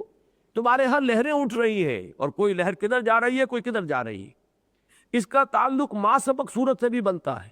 فَهُمْ فِي أَمْرٍ مَرِيجٍ، یہ لوگ جو ہے عجیب خلجان میں مبتلا ہو گئے، کوئی کچھ کہتا کوئی کچھ کہتا، کوئی کہہ رہا ہے یہ جادوگر ہے، کوئی کہتا ہے شاعر ہے، کوئی کہتا ہے کاہن ہے، کوئی کہتا ہے کچھ بھی نہیں۔ دھوس جب آ رہے ہیں ہم پر، کوئی غلام ہے جو انہوں نے گھر میں بند کیا ہوا ہے، چھپا کر رکھا ہوا ہے، اور وہ بڑا عالم اور فاضل ہے، اس سے یہ کلام موضوع کراتے ہیں، ہم پر آ کر دھوس جماتے ہیں۔ تو مختلف قول ہے، کوئی کچھ کہہ رہا کوئی کچھ کہہ رہا ہے۔ فَهُمْ فِي أَمْرٍ مَرِيجٍ، وہ طرح طرح کی باتوں میں اور خلجان کے اندر مبتلا ہو گئے۔ پھر خاص طور پر آخرت کے بارے میں، یہ جو آخری پارے کی پہلی صورت ہے اس میں جو لفظ آیا ہے اس سے بڑی روشنی پڑتی ہے۔ انکم لفی قول مختلف کے مفہوم پر، عما یتساءلون عن النبأ العظیم الذی ہم فیہ مختلفون کلا سیعلمون ثم کلا سیعلمون، کس چیز کے بارے میں یہ ہو رہی ہے پوچھ گچھ، اور یہ ان لوگوں کی گفت و شنید جاری ہے، ایک دوسرے سے سوال کر رہے ہیں، چہمے گوئی ہو رہی ہے اس بڑی خبر کے بارے میں جس کے بارے میں ان میں اختلاف ہو گیا ہے، جس میں یہ باہم مختلف ہے۔ اب یہ اختلاف ذرا نوٹ کیجئے تو کتنا تھا۔ اہل عرب میں تو اس وقت صرف دو اختلاف تھے۔ ایک اختلاف تو یہ تھا کہ کھلم کھلا انکار کرنے والے لوگ بھی تھے، کوئی آخرت نہیں، کوئی قیامت نہیں، کوئی بعث بعد الموت نہیں، سب ڈھکوسلا ہے۔ یعنی جو جدید دور کا مادہ پرستانہ ملحدانہ ذہن ہے یہ بھی وہاں موجود تھا۔ قرآن حکیم میں دو مقامات پر اس کی تعبیر کی گئی ہے بڑے جامع الفاظ میں، وما ہی الا حیاتنا الدنیا نموت و نحیا وما نحن بمبعوثین، نہیں ہے زندگی سوائے اس دنیا کی زندگی کے، خود ہی مرتے ہیں خود ہی جیتے ہیں اور ہم اب دوبارہ اٹھائے جانے والے نہیں۔ اور ان ہی اللہ حیاتنا الدنیا نموت و نحیا، اور نہیں ہے کوئی زندگی مگر اس دنیا کی زندگی، وما یہلکنا الا الدہر، اور ہمیں ہلاک کرنے والی چیز بھی کوئی ما فوق الفطرت ہستی نہیں ہے جو ہمیں ہلاک کرتی ہو، ہم پر موت وارد کرے، بلکہ یہ دہر ہے، گردش افلاک ہے، اسی سے یہ نظام چل رہا ہے، اسی گردش سے ہم ہلاک بھی ہو جائیں۔ تو اس کو آپ دہریت کہہ لیں، الحاد کہہ لیں، خدا کا انکار، آخرت کا انکار، ہر چیز کا انکار، خالص میٹیریلزم کہیں، خالص الحاد کہیں، جو بھی کہیں، یہ اس وقت بھی موجود تھا، اگرچہ یہ کم لوگ تھے۔ یہ تو میں سمجھتا ہوں ان کے ہاں کہ وہ پرورٹڈ انٹلیکچوئلز ہوں گے، اور پرورٹڈ انٹلیکچوئلز تعداد میں تو بہرحال تھوڑے ہی ہوتے ہیں۔ زیادہ لوگوں کا قول کیا تھا کہ ہوگی تو صحیح آخرت، اٹھائے تو جائیں گے، لیکن ہے ہمارے یہ معبود ہے، آخر کس لیے ہم نے ان کو کاہے کے لیے پالا ہوا ہے، ہم نے ان کو یہ حلوے مانڈے ہم پیش کرتے ہیں اور چڑھاوے چڑھاتے کاہے کے لیے، یہ وہاں کام آئے گے، یہ ہمارے وہاں پہ سفارشی ہوں گے، یہی ہے کہ جو ہمیں اللہ تعالیٰ کے اس پکڑ سے چھڑوا لیں گے۔ اب یہ تصور جو ہے شفاعت باطلہ کا، اور نمبر دو انکار بعث بعد الموت کا، یہ دو تصورات تو موجود تھے، لیکن ظاہر بات ہے کہ قرآن مجید صرف ان کے لیے نازل نہیں ہوا۔ انکم لفی قول مختلف، ان میں اور چیزیں بھی آپ شامل کر سکتے ہیں، مثلاً یہ کہ ایک فلسفیانہ خیال یہ ہے کہ یہ کائنات ازلی ہے، ابدی ہے، ہمیشہ سے ہمیشہ رہے گی، تو سوال ہی پیدا نہیں ہوتا دوبارہ اس عالم کے بگڑ کر کسی اور عالم کے آنے کا، یہی چلتی رہے گی، اس کے لیے کوئی خاتمہ ہے ہی نہیں۔ ایک یہ بھی ہے کہ ازلی ابدی تو نہیں ہے، حادث ہے، لیکن اس کے اندر دوبارہ تخلیق نہیں ہے کوئی انکار، یعنی یہ انکار قیامت کے یہ مختلف شیڈز ہیں۔ پھر ایک عقیدہ آپ کو معلوم ہے تناسخ کا ہے، کہ جو بھی بھلائی برائی ہے وہ اسی دنیا میں بار بار انسان آ کر اور وہ یہیں پر سزا بھگتتا رہتا ہے، یا انعام جو ہے اس کو یہی مل جاتا ہے۔ تو اس طرح سے مختلف جو ہے یہ قول موجود ہے دنیا میں۔ تو انکم لفی قول مختلف، تم بڑے مختلف اور بڑے رنگا رنگ قول کے اندر ہو۔ اس کی ایک مثال جیسے یہ دھاریاں پڑی ہوئی ہیں، اور وہ آپ تم دیکھتے ہو ہماری تخلیق میں ہواؤں ہی کے اسے عمل کے ذریعے سے، کہیں ریت پر دھاریاں ہیں اور کہیں سمندر پر لہریں ہیں، اور کہیں آسمان پر تمہیں یہ مختلف جو ہے وہ پیٹرنز بنتے اور بگڑتے نظر آتے رہتے ہیں۔ اسی طریقے سے اس قیامت کے بارے میں اور بعث بعد الموت کے بارے میں تم بڑی مختلف قسم کی لہروں کے مانند جو ہے منتشر ہو گئے ہو۔ یوفک عنہ من افک، وہ اس سے وہی شخص گمراہ کیا جاتا ہے کہ جس کی عقل جو ہے وہ معوف ہو چکی ہو۔ اگرچہ لفظ ایک ہے یوفک اور افک، یوفک اسی سے فعل مضارع ہے، ترجمے میں اسی لیے دقت ہو رہی ہے، افک یہ اسی سے فعل ماضی ہے، اور مجہول ہے وہ بھی مجہول ہے، یوفک عنہ من افک۔ اب یہ افک کا لفظ آتا ہے، ویسے تو عام استعمال اس کا ہے من گھڑت بات، ایسی ہی بنائی ہوئی بات۔ واقعہ افک مشہور ہے، حضرت عائشہ صدیقہ رضی اللہ تعالی عنہ پر جو تہمت لگی۔ اب افے کا جو ہے وہ ہے کسی کو اچک لینا، کسی کی مت ماری گئی ہو، کسی کی عقل جواب دے گئی ہو، تو وہی اس سے یعنی اعراض کرے گا اس آخرت کی خبر سے، اس کا انکار وہی کرے گا کہ جس کی مت ماری جا چکی ہو، جس کو عقل اور فہم کے اعتبار سے دیوالیہ ہو چکا ہو۔ جیسے کہ آخری پارے میں سورہ مطففین میں فرمایا گیا وَمَا يُكَذِّبُ بِهِ إِلَّا كُلُّ مُعْتَدٍ أَثِيمٍ، اس آخرت کا انکار، جزا و سزا کا انکار، يُكَذِّبُونَ بِيَوْمِ الدِّينِ وَمَا يُكَذِّبُ بِهِ إِلَّا كُلُّ مُعْتَدٍ أَثِيمٍ إِذَا تُتْلَىٰ عَلَيْهِ آيَاتُنَا قَالَ أَسَاطِيرُ الْأَوَّلِينَ كَلَّا بَلْ رَانَ عَلَىٰ قُلُوبِهِم مَّا كَانُوا يَكْسِبُونَ، ان کے دلوں پر زنگ لگ چکا ہے، اس وجہ سے یہ حقیقت ان پر منکشف نہیں ہو رہی۔ وہاں دلوں کے زنگ کو کہا گیا، یہاں عقلوں کے مارے جانے سے تعبیر کیا گیا، بات ایک ہی ہے۔ یعنی دل و دماغ اور قلب و دماغ، یہ آپ الفاظ استعمال کرتے ہیں، قلب و ذہن اور دل و دماغ، جس کا دل جو ہے اس پر زنگ آ گیا ہو، کلا بل ران علی قلوبہم ما کانوا یکسبون، اپنی بدعمالیوں کے سبب سے ان کے دلوں کے اوپر زنگ آ گیا، یا ان کی مت ماری گئی۔ یوفک عنہ من افک، عنہ کی ضمیر جائے گی اسی وقوع قیامت، جزا و سزا، دین، ان الدین لواقع، اس سے برگشتہ ہوتا ہے وہی شخص کہ جس کی عقل ماری گئی، جس کا ذہن معوف ہو چکا۔ قتل الخراصون، بسم اللہ الرحمن الرحیم۔ قتل الخراصون، قتلا فعل ماضی مجہول ہے، ترجمے اس کے دونوں ہو سکتے ہیں، یعنی خبریہ مارے گئے، ہلاک ہو گئے، قتلا، اور ایک انشائیہ مارے جائیں، مارے جائیو، یہ ترجمے آپ کو مختلف مل جائیں گے، تو وہی ہے کہ خبریہ اور انشائیہ۔ قتل الخراصون، ہلاک ہوں یا ہلاک ہو گئے، یہ اٹکل پچو کے تیر چلانے والے۔ خراسہ کہتے ہیں اٹکل پچو سے باتیں کرنا، بغیر کسی علم کے، بغیر کسی دلیل کے، بغیر کسی برہان کے، بغیر کسی سند کے، کہ یہ صرف اٹکل پچو کے تیر چلا رہے ہیں۔ کسی نے تناسخ کا عقیدہ ایجاد کر لیا، کسی نے اس کائنات کو ازلی اور ابدی قرار دے دیا، کسی نے کچھ اور کہہ دیا۔ ایسی حماقتیں کہ کوئی یہ کہہ رہا ہے کہ اللہ کو پیدا کرنے کے بعد اس کائنات سے اب کوئی تعلق نہیں رہا، کوئی کہتا ہے کہ اللہ تعالیٰ کو صرف کلیات کا علم ہے، جزیات کا علم ہی نہیں ہے، وغیرہ وغیرہ، کہ وہ چیزیں کہ جو زندگی کی اہم ترین حقیقتیں، جن پر دار و مدار ہے انسان کی زندگی کے صحیح رخ پر ہونے یا غلط رخ پر پڑ جانے کا، اس کو یہ لوگ اتنے لائٹلی لے رہے ہیں کہ جو منہ میں جس کے آتا ہے وہ بک دیتا ہے، جس کا جو دماغ میں خیال آتا ہے وہ اس کے پیچھے چل پڑتا ہے۔ تو یہ اٹکل پچو والے جو ہے، قتل الخراصون، ہلاک ہو گئے یا ہلاک ہو جائیں، یہ اٹکل پچو کے تیر چلانے والے۔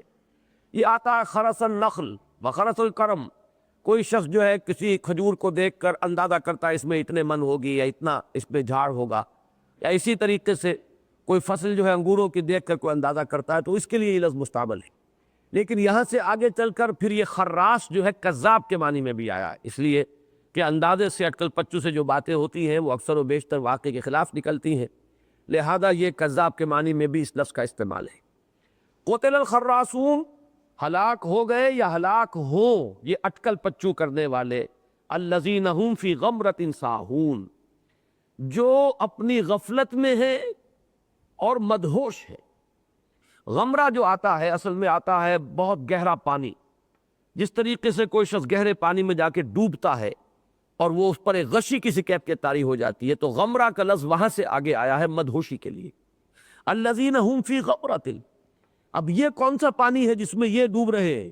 یہ اس دنیا کی لذتیں ہیں، ان کی خواہشات ہیں، ان کے اندر کے اٹھنے والے شہوات اور خواہشات کے طوفان ہیں جن میں کہ یہ غرق ہو رہے ہیں، اور اس کی وجہ سے ان کی وہ مت ماری گئی، ان کی سمجھ پر پردے پڑ گئے، ان کے دلوں کے اوپر زنگ آ گیا ہے۔ قتل الخراصون الذین هم فی غمرۃ، یہ خبر مکمل ہو گئی ہے، لیکن خبر ثانی ہے ساہون۔ ساہون صحف سے ہے، صحف سے اس میں فاعل بنے گا ساہی، اور اس سے جمع ہوگا ساہون۔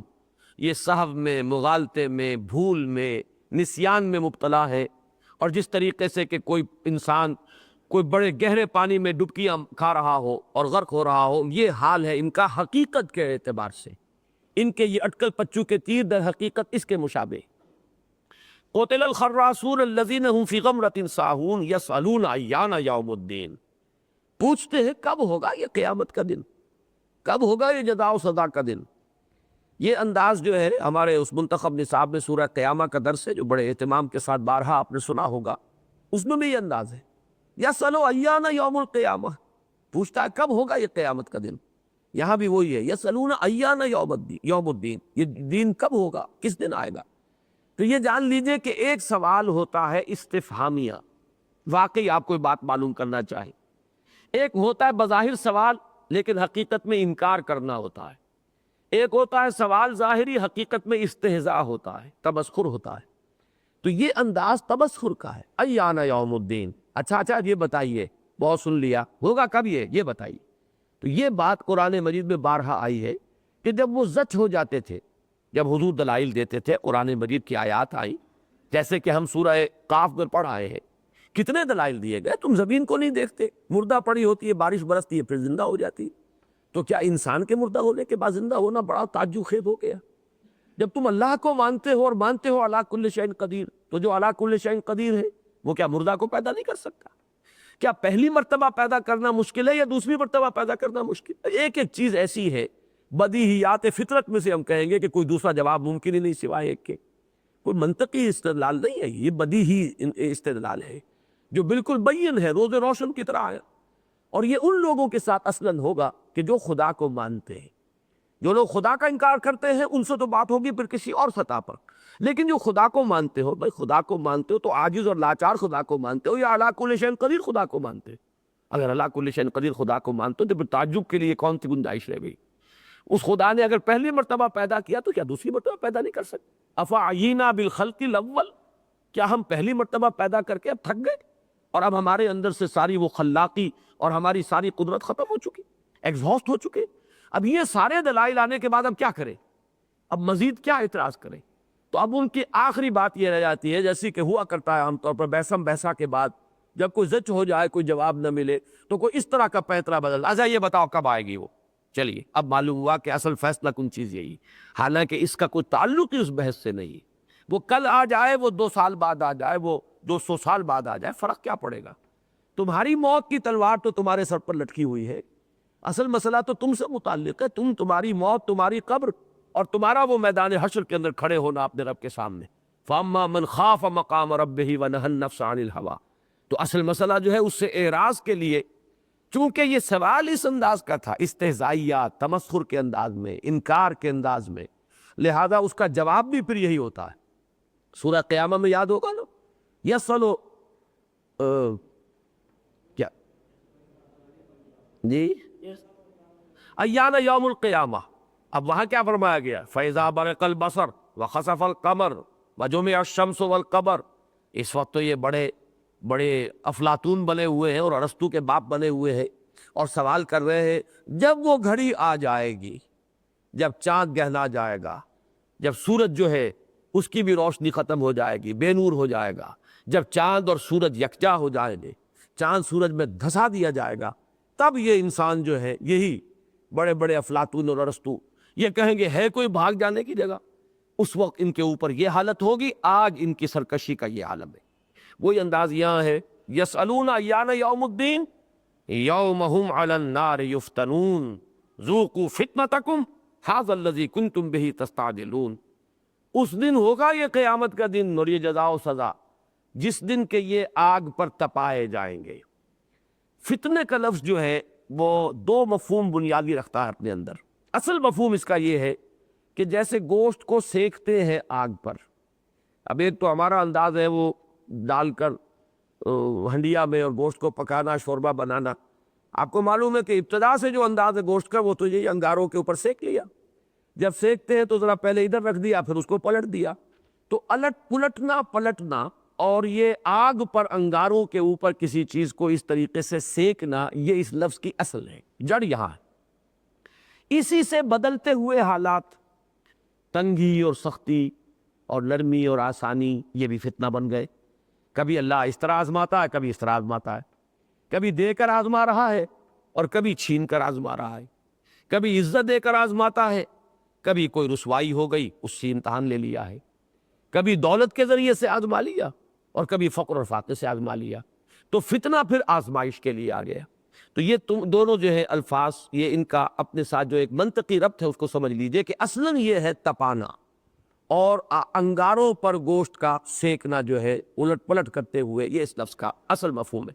یہاں دیکھیے یہ اپنی اصل لغوی سینس میں آیا، یوم ہم علی النار یفتنون، جس دن کہ یہ آگ پر سینکے جائیں گے، جبکہ کباب بنائے جائیں گے، جبکہ ان کو بھونا جائے گا، جبکہ آگ پر یہ الٹے پلٹے جائیں گے۔ ذوقوا فتنتکم، اور کہا جائے گا چکھو اب اپنے فتنے کا مزہ۔ یہاں یہ فتنے کا لفظ آیا دوسرے معنی میں آزمائش، اور یہاں آزمائش سے مراد وہ چیزیں جن کے ذریعے سے آزمائے گئے ہو، یہی وہی فتنے ہیں جن میں تم نے اپنے آپ کو ڈالا تھا۔ سورہ حدید میں جو مفہوم آیا ہے کہ وَلَٰكِنَّكُمْ فَتَنْتُمْ أَنفُسَكُمْ، تم نے خود اپنے آپ کو اپنے ہاتھوں فتنوں میں ڈالا۔ تم نے اپنی اولاد سے اتنی محبت کی جتنی کہ نہیں کرنی چاہیے تھی، تم نے اپنی ازواج سے اتنی محبت کی جتنے کہ نہیں کرنی چاہیے۔ یہ نہیں کہ محبت کی اجازت نہیں، محبت کرو، لیکن جائز حدود کے اندر، اس سے زائد ہے تو یہی فتنہ تھا۔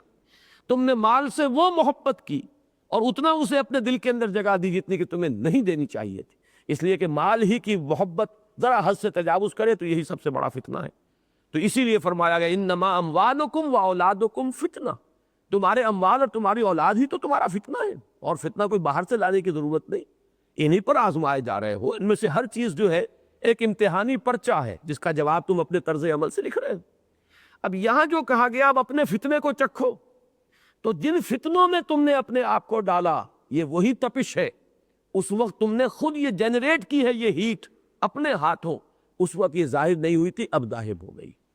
یہ وہی بات ہے جو پھر آخری جو صورت ہے مدنیات میں سے اس گروپ کی، اس میں یہ ایک دوسرے مفہوم میں آئی ہے بڑے پیارے انداز میں، وہاں جو فرمایا گیا کہ قوا انفسکم واہلیکم نارا وقودھا الناس والحجارہ، اس کے بعد اگلی آیت آتی ہے یا ایھا الذین کفروا لا تعتذروا اليوم انما تجزون ما کنتم تعملون، اے کفر کرنے والو اب معذرتیں نہ کرو، اب کوئی یہاں پر فریاد کرنے کا فائدہ نہیں ہوگا، تمہیں وہی چیز مل رہی ہے جو تم نے کیا تھا۔ یعنی کہیں تو آتا ہے بما کنتم تعملون، تمہیں بدلہ مل رہا ہے تمہارے اعمال کا، لیکن جہاں بے نہیں آتی حرف با کے بغیر، ما کنتم تعملون، اصل میں تو تمہارے اعمال ہیں جو لوٹا دیے گئے، صرف یہ ہے کہ ان کی اس وقت کی شکل جو تھی، میں اس کے لیے لفظ استعمال کیا کرتا ہوں شوگر کوٹڈ پل، اس کے اوپر ذرا تمہاری خواہشات کے لیے وہ شوگر ہم نے لپیٹ دی تھی، اس وقت تمہیں میٹھی لگی، وہ حقیقت میں اس کے اندر یہ ساری کڑواہٹ موجود تھی۔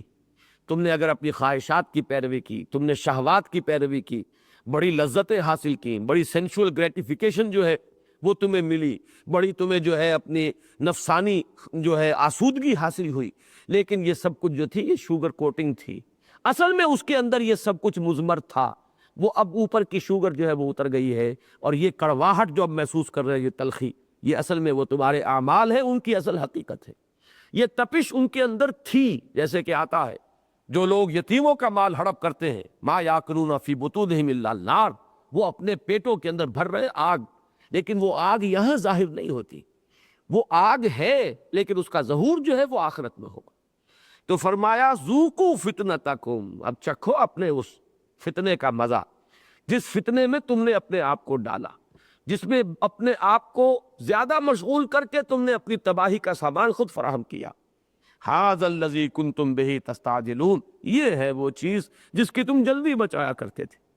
یہ جلدی مچانا بھی ان کا استہزان تھا، اجی لے آئیے عذاب، کان پک گئے ہمارے سن سن کر، روز آپ کھڑے ہو کر خطبہ دے دیتے ہیں آگ آئے گی اور یہ آئے گا اور عذاب آئے گا، لے آئیے خدا کے لیے، بلکہ وہ ہاتھ اٹھا اے اللہ اگر یہ شخص سچا ہے تو ہم پر آسمان ابھی گرا دے۔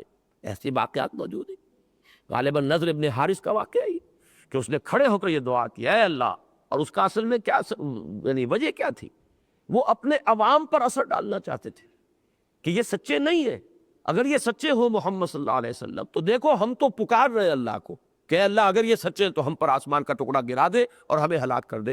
آسمان تو نہیں گرا، اس کا مطلب ہے جھوٹے ہیں۔ تو عوام کل انعام کو برگشتہ کرنے کے لیے ان کی ظاہر بات ہے ذہنی صلاحیتیں اتنی نہیں ہوتی. نمبر دو یہ کہ ان میں اخلاقی جرت اتنی نہیں ہوتی، دبے ہوئے، پسے ہوئے، سہمے ہوئے ان لوگوں کے لیے. لیکن یہ کہ کوئی نہ کوئی انہیں بھی آخر کچھ سنبھالنے کے لیے کوئی نہ کوئی ہتھ کنڈا درکار ہے، کوئی پروپیگنڈے کی کوئی شے کہ جس سے وہ ہاں بھائی بات تو ٹھیک ہے. دیکھیں انہوں نے کس طرح دعا مانگی، کعبے میں کھڑے ہو کر دعا مانگی ہے کہ اللہ اگر یہ سچا ہے یہ شخص تو ہم پر عذاب بھیجے، عذاب نہیں آیا. تو آخر یہ بات تو نہیں ہو سکتی. یقیناً کوئی نہ کوئی معاملہ جو ہے مشکوک تو ہے. اب یہ ہے اصل میں کہ لوگوں کے ذہنوں کے اندر شکوک و شبہات پیدا کرنے کے لیے وہ کہتے تھے لے آئیے عذاب. تو فرمایا کہ اس روز کہا جائے گا ھذا الذی کنتم بہ تکذبون، یہ ہے وہ چیز جس کی تکذیب کرتے تھے اور جھٹلاتے، تستعجلون جس کی کہ تم جلدی مچا رہے تھے.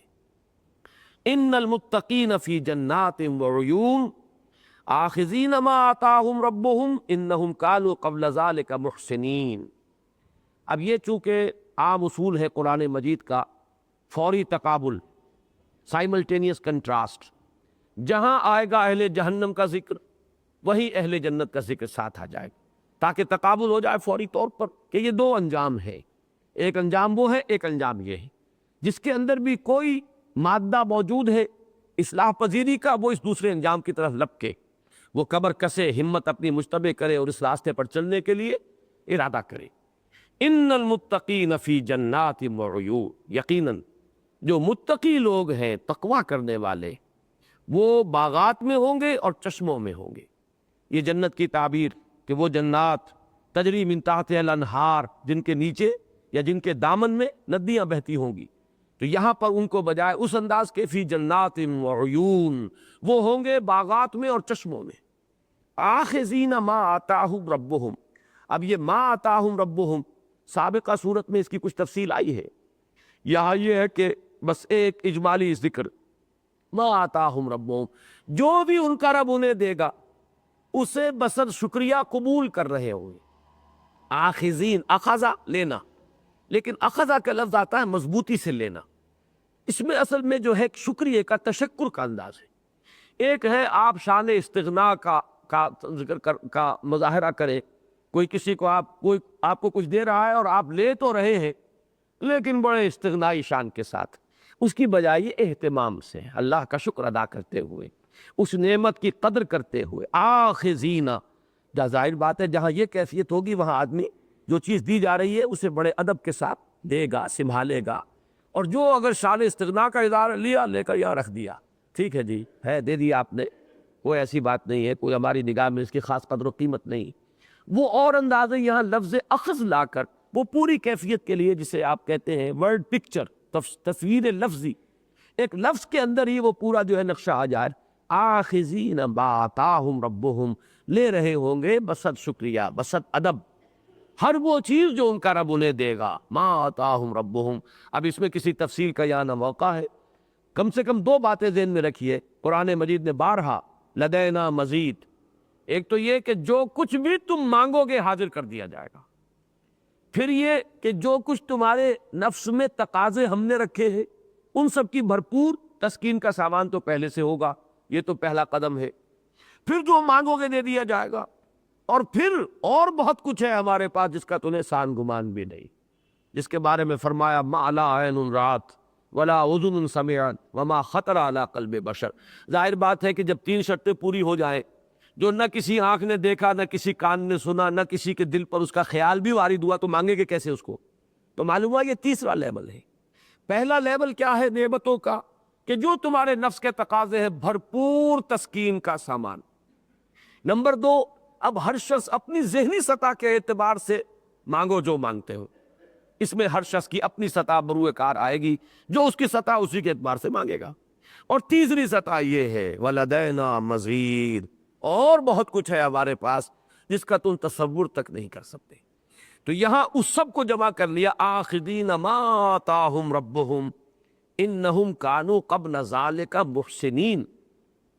حقیقت یہ ہے کہ وہ اس سے قبل ذالک سے مراد اب حیات دنیاوی ہوئی. حیات دنیاوی میں وہ محسنین تھے، انہوں نے احسان کی روش اختیار کی تھی. اس لفظ میں اکثر و بیشتر ہمارے عام قارئین کو دھوکہ ہو جاتا ہے کہ احسان کا لفظ چونکہ اردو میں مستعمل ہے، عربی کے جو الفاظ اردو میں آ گئے اور ان کا ایک ہی مفہوم معین ہو گیا ہے، تو وہ چیز حجاب بن گئی ہے، ہمیں قرآن مجید کے یعنی اصل مفہوم کے سمجھنے میں رکاوٹ بن گئی کہ عربی زبان میں ایک لفظ کے کئی معنی ہیں۔ احسان کے معنی یہ بھی ہے کہ آپ کسی اور کے ساتھ حسن سلوک کریں، احسان یہ اردو میں اسی معنی میں مستعمل ہے۔ اور احسان کے معنی ہے جو کام کریں خوبصورتی سے کریں، جو کام کریں نہایت دل لگا کر کریں، جس کو کہیں گے کہ بحسن و خوبی کسی کام کو کرنا۔ ایک تو یہ ہے کہ پھٹے جوڑے میز بنائی اور چھدا اتارا اور اپنی مزدوری لی اور یہ گئے، اور ایک یہ ہے کہ جب طے کیا ہے تو بڑی اپنی امکانی حد تک اپنی پوری مہارت کا بروئے کار لا کر مضبوط سے مضبوط چیز اور حسین سے حسین چیز بنانے کی کوشش کی۔ تو احسان جب آتا ہے قرآن مجید میں اکثر و بیشتر دوسرے معنی میں اس کا شاذ استعمال ہے، جس میں یہ اردو میں اکثر و بیشتر استعمال ہوتا ہے، قرآن میں اس معنی میں اس کا استعمال شاذ ہے۔ یہاں استعمال کیا ہے؟ دین کی ایک شکل تو یہ ہے نماز پڑھ رہے ہیں مارے باندھے کی، گنڈے دار، روزہ رکھ لیا، اب کیا کریں نہیں کھا سکتے کچھ، وہ تو منہ پر تو مور لگ گئی ہے لیکن جھوٹ چل رہا ہے اور جو بھی ہے سارا کچھ ہو رہا ہے۔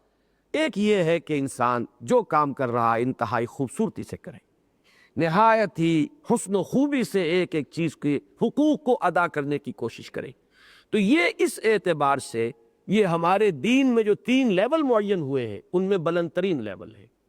پہلا لیول اسلام، سر تسلیم خم، دوسرا ایمان، یقین کی کیفیت پیدا ہو جائے۔ اب یہ یقین کی کیفیت جتنی گہری ہوگی اتنا ہی حسن اسلام میں پیدا ہوگا۔ آخر اسلام تو وہی ہے، نماز ہے، روزہ ہے، لیکن یقین کی کیفیت کے ساتھ نماز میں زمین و آسمان کا فرق واقع ہو جائے گا۔ ایک نماز حضرت علی کی اور حضرت ابو بکر کی ہے، ایک نماز عبداللہ ابن ابی کی ہے، مارے باندھے کو پڑھتا وہ بھی تھا، ٹکرے وہ بھی مارتا تھا۔ جیسے حدیث میں آتا ینقرون کنقر الدیک، جیسے کہ مرغا چوچ مارتا ہے ایسے ان کا سجدہ ہوتا۔ نماز میں چوری کرتے، تو نماز میں زمین و آسمان کا فرق ہے۔ ایک نماز وہ ہے جو الصلاۃ معراج المومنین ہے، اور ایک نماز وہ ہے جو مارے باندھے کو ادا کر دی گئی، کہ وہ کھڑے نہیں ہوتے نماز کے لیے الا کسالى، نہایت کسل مند، طبیعت کی آبادگی نہیں۔ تو یہ جتنا یقین گہرا ہوگا اتنا ہی دین میں نکھار آئے گا، دین میں حسن پیدا ہوگا، دین میں رعنائی پیدا ہوگی، یہاں تک کہ یقین اس درجے کو پہنچ جائے جو حدیث جبرائیل میں آیا ہے، ان تعبد اللہ کانک تراہ فإن لم تکن تراہ فإنہ یراک۔ اس طرح اللہ کی بندگی کرنا گویا کہ تم اسے دیکھ رہے ہو، اور اگر تم اسے نہیں دیکھ رہے ہو تو وہ تو تمہیں دیکھ رہا ہے۔ کم سے کم استحضار اس چیز کا رہے کہ میں اللہ کی نگاہ میں ہوں، اللہ مجھے دیکھ رہا ہے۔ یہ یقین اگر ہوگا تو پھر جو شان بندگی ہوگی، اور یہ بندگی سے مراد نماز روزہ ہی نہ سمجھیے جو میں نے چونکہ اسی کی مثال دی ہے، بندگی تو پھر پوری زندگی پر حاوی ہوگی۔ اسی لیے ایک روایت میں حدیث جبرائیل کے الفاظ آئے ہیں، ان تعمل للہ کانک تراہ فإن لم تکن تراہ فإنہ یراک۔ تم اللہ کے لیے محنت کرو، بھاگ دوڑ کرو، جد و جہد کرو، جان کھپاؤ، مال لگاؤ، اس ایسے یقین کے ساتھ گویا کہ تم اللہ کو دیکھ رہے ہو یا اللہ تمہیں دیکھ رہا ہے۔ تو یہ ہے اصل میں احسان۔ اب متقین کا اور محسنین کا ایک تقابل قرآن مجید میں بہت خوبصورت ہے، اس کو ذرا آپ نوٹ کر لیجئے۔ سورہ بقرہ کی پہلی 5 آیتیں تو خیر ہر مسلمان کو یاد ہی ہوں گی۔ الف لام میم ذالک الکتاب لا ریب فیہ ھدی للمتقین الذین یؤمنون بالغیب ویقیمون الصلاۃ ومما رزقناہم ینفقون والذین یؤمنون بما انزل الیک وما انزل من قبلک وبالآخرۃ ھم یوقنون اولئک علی ھدی من ربہم واولئک ھم المفلحون۔ یہ تو یاد ہے نا؟ اب ذرا تقابل کیجئے سورہ لقمان کی پہلی 5 آیات، یہ بہت اہم مقام ہے تقویٰ اور احسان کے فرق کو نمایاں کرنے کی۔ بعین ہی وہی 5 آیات، الف لام میم تلک آیات الکتاب الحکیم ھدی ورحمۃ للمحسنین۔ وہاں کیا تھا؟ ھدی للمتقین، یہاں ہے ھدی ورحمۃ للمحسنین۔ آگے تعریف وہی ہے، الذین یقیمون الصلاۃ ویؤتون الزکاۃ وہم بالآخرۃ ھم یوقنون اولئک علی ھدی من ربہم واولئک ھم المفلحون۔ مضمون وہی۔ معلوم یہ ہوا کہ تقویٰ ابتدائی شکل ہے، لہذا متقین کے لیے قرآن کو صرف ہدایت کہا گیا۔ ہدایت ہے، رہنمائی ہے، راستہ دکھانے والی شے، راستہ سجھا دینے والی شے، اس لیے کہ یہ ابتدائی ایک ارادہ ہے نفس انسانی کا۔ تقویٰ پیدا ہو گیا ہے، آدمی چلنا چاہتا ہے سیدھے راستے پر، جاننا چاہتا ہے کہ فلاح کا راستہ کون سا ہے، وہ متلاشی ہے حق کا، لہذا اس کے لیے ہدی للمتقین.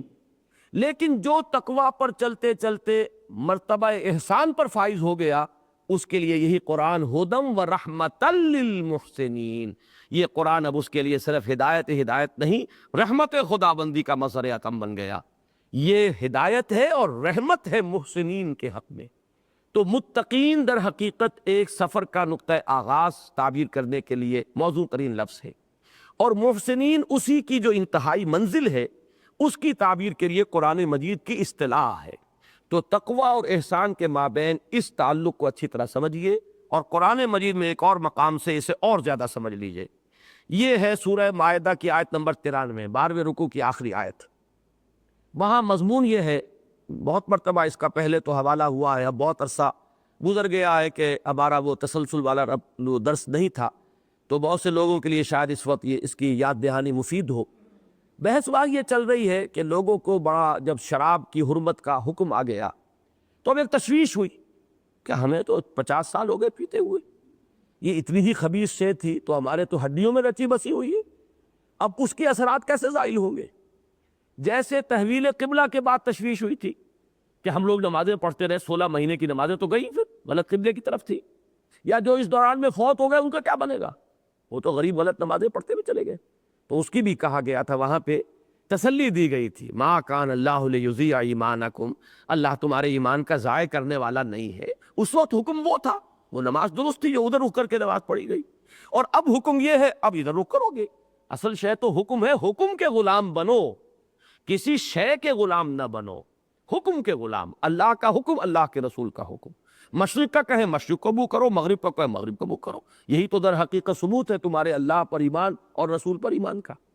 وہی انداز یہاں ہے کہ جب شراب کی آخری حرمت آئی ہے تو جو تشویش ہوئی، اس تشویش کے ازالے کے لیے یہ آیت نازل ہوئی، لیس علی الذین آمنوا وعملوا الصالحات جناح فیما طعموا. کوئی حرج نہیں ہے ان لوگوں پر جو ایمان لائے اور نیک عمل کرتے رہے ان چیزوں میں جو وہ کھا پی چکے. جو کھا پی چکے، جب تک کہ حرمت کا حکم نہیں آیا تھا تو اگر انہوں نے کھایا پیا ہے تو اس میں قطعاً ان کے اوپر کوئی حرج نہیں ہے، کوئی ملامت نہیں ہے، کوئی پکڑ نہیں ہوگی، کوئی گرفت نہیں ہوگی. اب اس کے بعد جو الفاظ آئے ہیں یہ کس موضوع پر ضربہ سنام ہے قرآن مجید کا؟ تقوی اور احسان کی نسبت کیا ہے؟ اور جو حدیث جبرائیل کے اعتبار سے میں نے 3 مراتب بیان کیے، اسلام، ایمان اور احسان، اس کی تعبیر کے لیے اہم ترین مقام یہ آیت ہے کہ ان کے لیے کوئی حرج نہیں ہے فیما طعموا اذا متقوا وآمنوا وعملوا الصالحات ثم اتقوا وآمنوا ثم اتقوا واحسنوا واللہ یحب المحسنین. جب تک کہ تقوی کی روح جاری و ساری رہی ہے، جس وقت جو حکم ملا تقوی موجود تھا، اس پر وہ عمل کرتے رہے. یہی تقوی ہے جس نے انہیں ایمان پر آمادہ کیا اور ایمان کے ساتھ عمل صالح کے تقاضے پورے کروائے. یہی تقوی ہے جو اور آگے بڑھ کر یقین تک لے گیا. ثم اتقوا وآمنوا، پہلے ایمان کے ساتھ عمل صالح کا ذکر ہے، وہ قانونی ایمان جس میں عمل اور ایمان علیحدہ علیحدہ ہے. دوسرا ایمان وہ ہے وہ حقیقی ایمان جس میں آ کر ایمان اور عمل صالح ایک وحدت بن جاتے ہیں، لہذا وہاں اس کا ذکر نہیں کیا. اذا اتقوا وآمنوا وعملوا الصالحات ثم اتقوا وآمنوا ثم اتقوا واحسنوا، پھر مزید تقوی ان کے اندر پیدا ہوا اور وہ مرتبہ احسان تک گئے. واللہ یحب المحسنین، اور جو اس مقام کو حاصل کر لے وہ تو اللہ کے محبوب بن جاتے. اللہ تعالیٰ کو محبت ہے محسنین سے. تو یہ تقوی، اسلام، ایمان اور احسان، ان چیزوں کی اصطلاحات کی جو حقیقت ہے اس کو سمجھیے. اور یہاں اصل میں چونکہ یہ 2 آیات میں الفاظ آئے، ان المتقین فی جنات وعیون، متقی لوگ اس روز ہوں گے جنتوں میں اور چشموں میں. آخذین ما آتاہم ربہم، لے رہے ہوں گے اور بصد ادب و شکریہ قبول کر رہے ہوں گے جو کچھ کے دے گا انہیں ان کا رب. انہم کانوا قبل ذالک محسنین، اس لیے کہ وہ تو دنیا کی زندگی میں اس سے پہلے احسان کی روش پر تھے، احسان کے مرتبے پر فائز تھے. وہ دین میں اور عبادت میں اور اللہ کی اطاعت میں زیادہ سے زیادہ زور لگا رہے تھے، زیادہ سے زیادہ صلاحیتوں کو بروئے کار لا رہے تھے. اپنا پورا انہوں نے تن من دھن لگا کر رکھ دیا تھا، اپنی پوری توجہ کا ارتکاز کر دیا تھا. یہ ان کے لیے کوئی سائیڈ ایشو نہیں تھا، یہ ان کے لیے کوئی سائیڈ بزنس نہیں تھا، یہ کوئی مارے باندھے کو نہیں کر رہے تھے جو کچھ کر رہے تھے. انہم کانوا قبل ذلک محسنین کانوا قلیلا من اللیل ما یہجعون، کم ہی تھا رات کا حصہ جس میں کہ وہ سوتے تھے۔ شب بیداری اہم بات ہے، اس راستے کی بہت بڑی علامت بھی ہے اور بہت بڑی ضرورت بھی ہے۔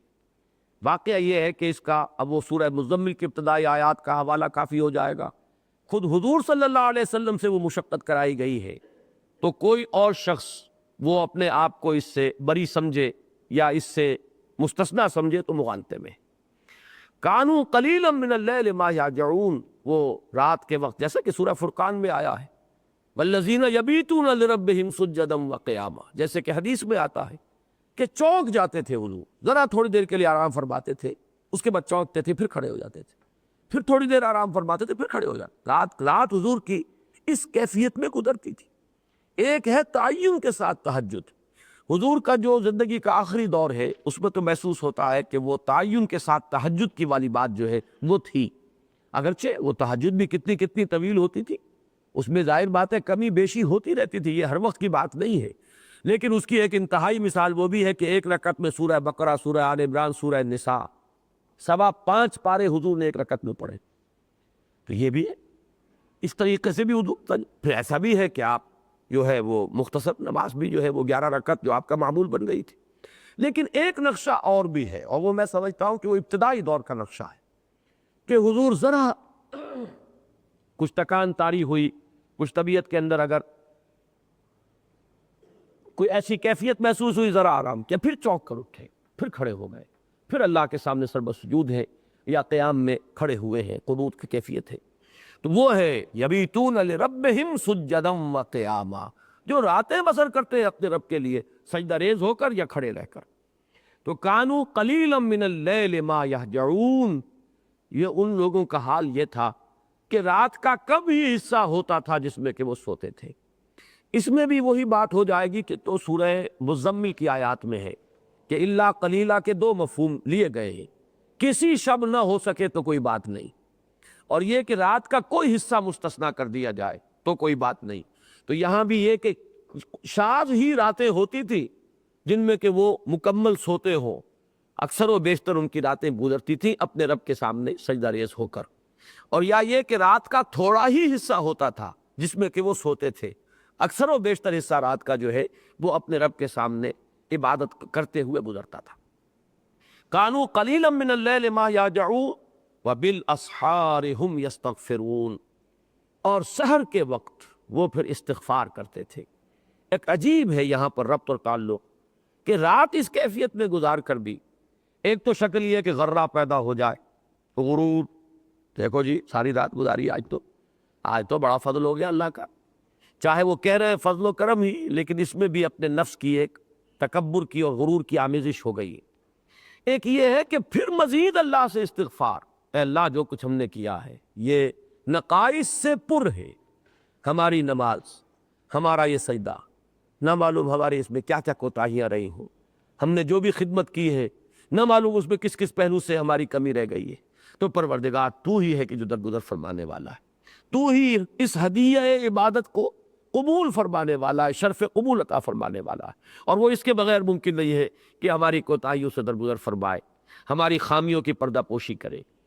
وَبِالْأَسْحَارِ هُمْ يَسْتَغْفِرُونَ، اور پاؤں پھٹنے کا وقت جو ہوتا ہے، یہ سحری جس وقت آپ رمضان میں کھاتے ہیں، اب یہ وقت ہے خاص طور پر استغفار کا، اور یہی وہ وقت ہے جس کے لیے حدیث قدسی میں وہ الفاظ آئے ہیں کہ اللہ تعالیٰ سمائے دنیا تک نزول فرماتا ہے۔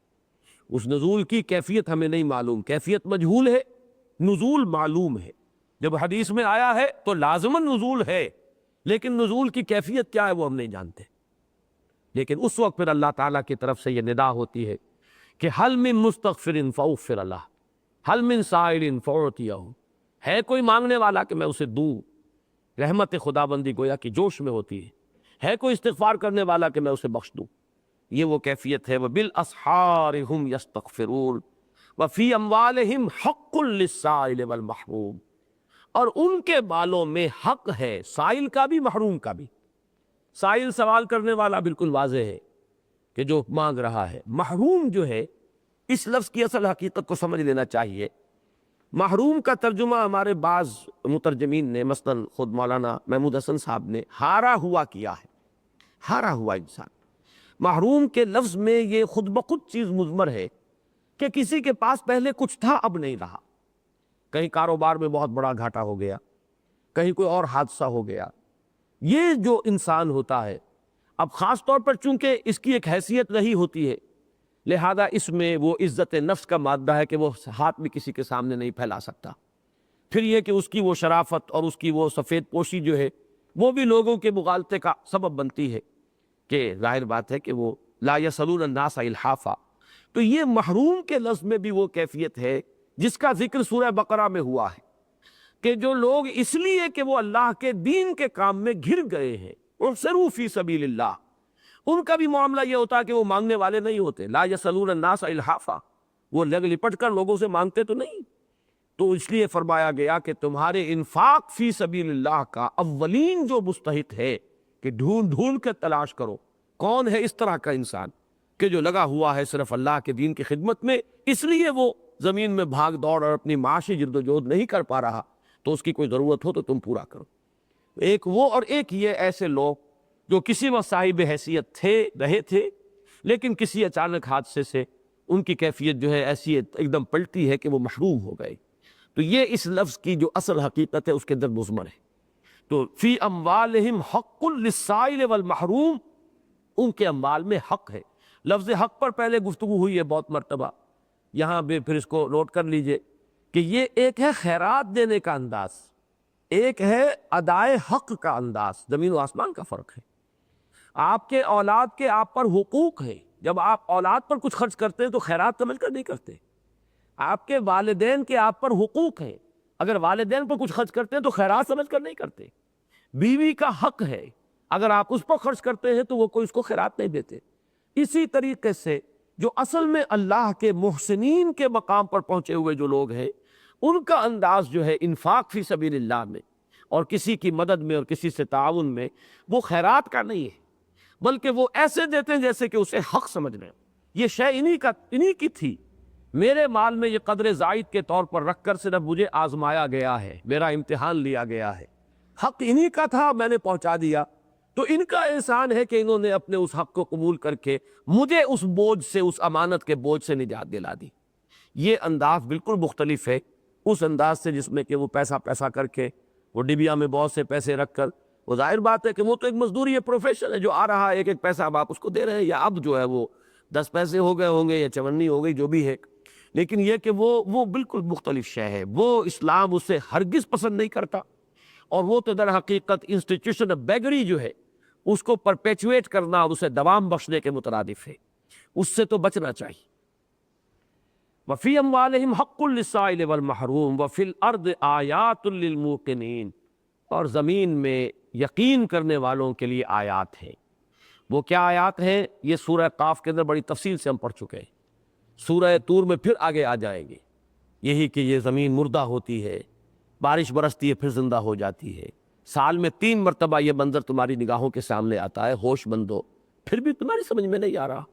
وَفِي الْأَرْضِ آيَاتٌ لِلْمُوقِنِينَ، موقنین یہاں یقین سے اس میں فاعل ہے، اور عربی زبان میں کبھی الفاظ آتے ہیں کوئی فعل ہے لیکن وہ آتا ہے ارادہ فعل کے لیے، جو یقین کرنا چاہے، جن کے اندر اباہ ہے، جو کسی طرح مان کر دینے کا ارادہ ہی نہیں رکھتے، انہیں لاکھ دلیلیں آپ دے دیں وہ تو ٹھکرا دیں گے، لیکن جو جاننا چاہتے ہیں، جو چاہتے ہیں کہ انشراح صدر ہو جائے، تو چپے چپے پر ہماری نشانیاں بکھری ہوئی ہیں، ہمارے وجود کی نشانیاں، ہماری توحید کی نشانیاں، معاد کی نشانیاں، کہاں سے تمہیں وہ نشانی نظر نہیں آ رہی؟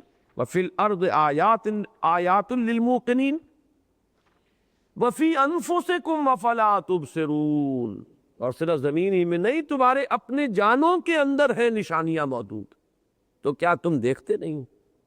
یہ جو انداز ہے افلا تبصرون، یہ فارسی کے اس شعر میں اس اسلوب کو بڑی خوبصورتی سے اختیار کیا گیا ہے، مستعار لیا گیا ہے۔ دم چیست پیامیخت شنیدی نہ شنیدی، در خاک تو یک جلوہ آمیخت نہ دیدی، دیدن دیگر آموز شنیدن دیگر آموز۔ یہ سانس کیا ہے؟ ایک پیام ہے، سنتے ہو کہ نہیں سنتے؟ تم سمجھ رہے ہو صرف یہ زندگی کو جاری رکھنے کا وسیلہ ہے، اسی میں ایک پیام ہے تمہارے لیے، پیغام مثمر ہے، اور یہ تمہاری اپنی خاک کے اندر ایک جلوہ بھی ہے جو ملا ہوا ہے، آمیزش ہے اس کی۔ تم صرف خاکی نہیں ہو، نوری بھی ہو۔ تمہارے اندر وہ جو روح ملکوتی ہے وہ در حقیقت اس کا تعلق اللہ تعالیٰ سے ہے، وہ ملکوتی شے ہے، وہ اس عالم ناسوت کی شے نہیں ہے، وہ اس عالم خاک کی شے نہیں ہے، وہ عالم علوی کی شے ہے۔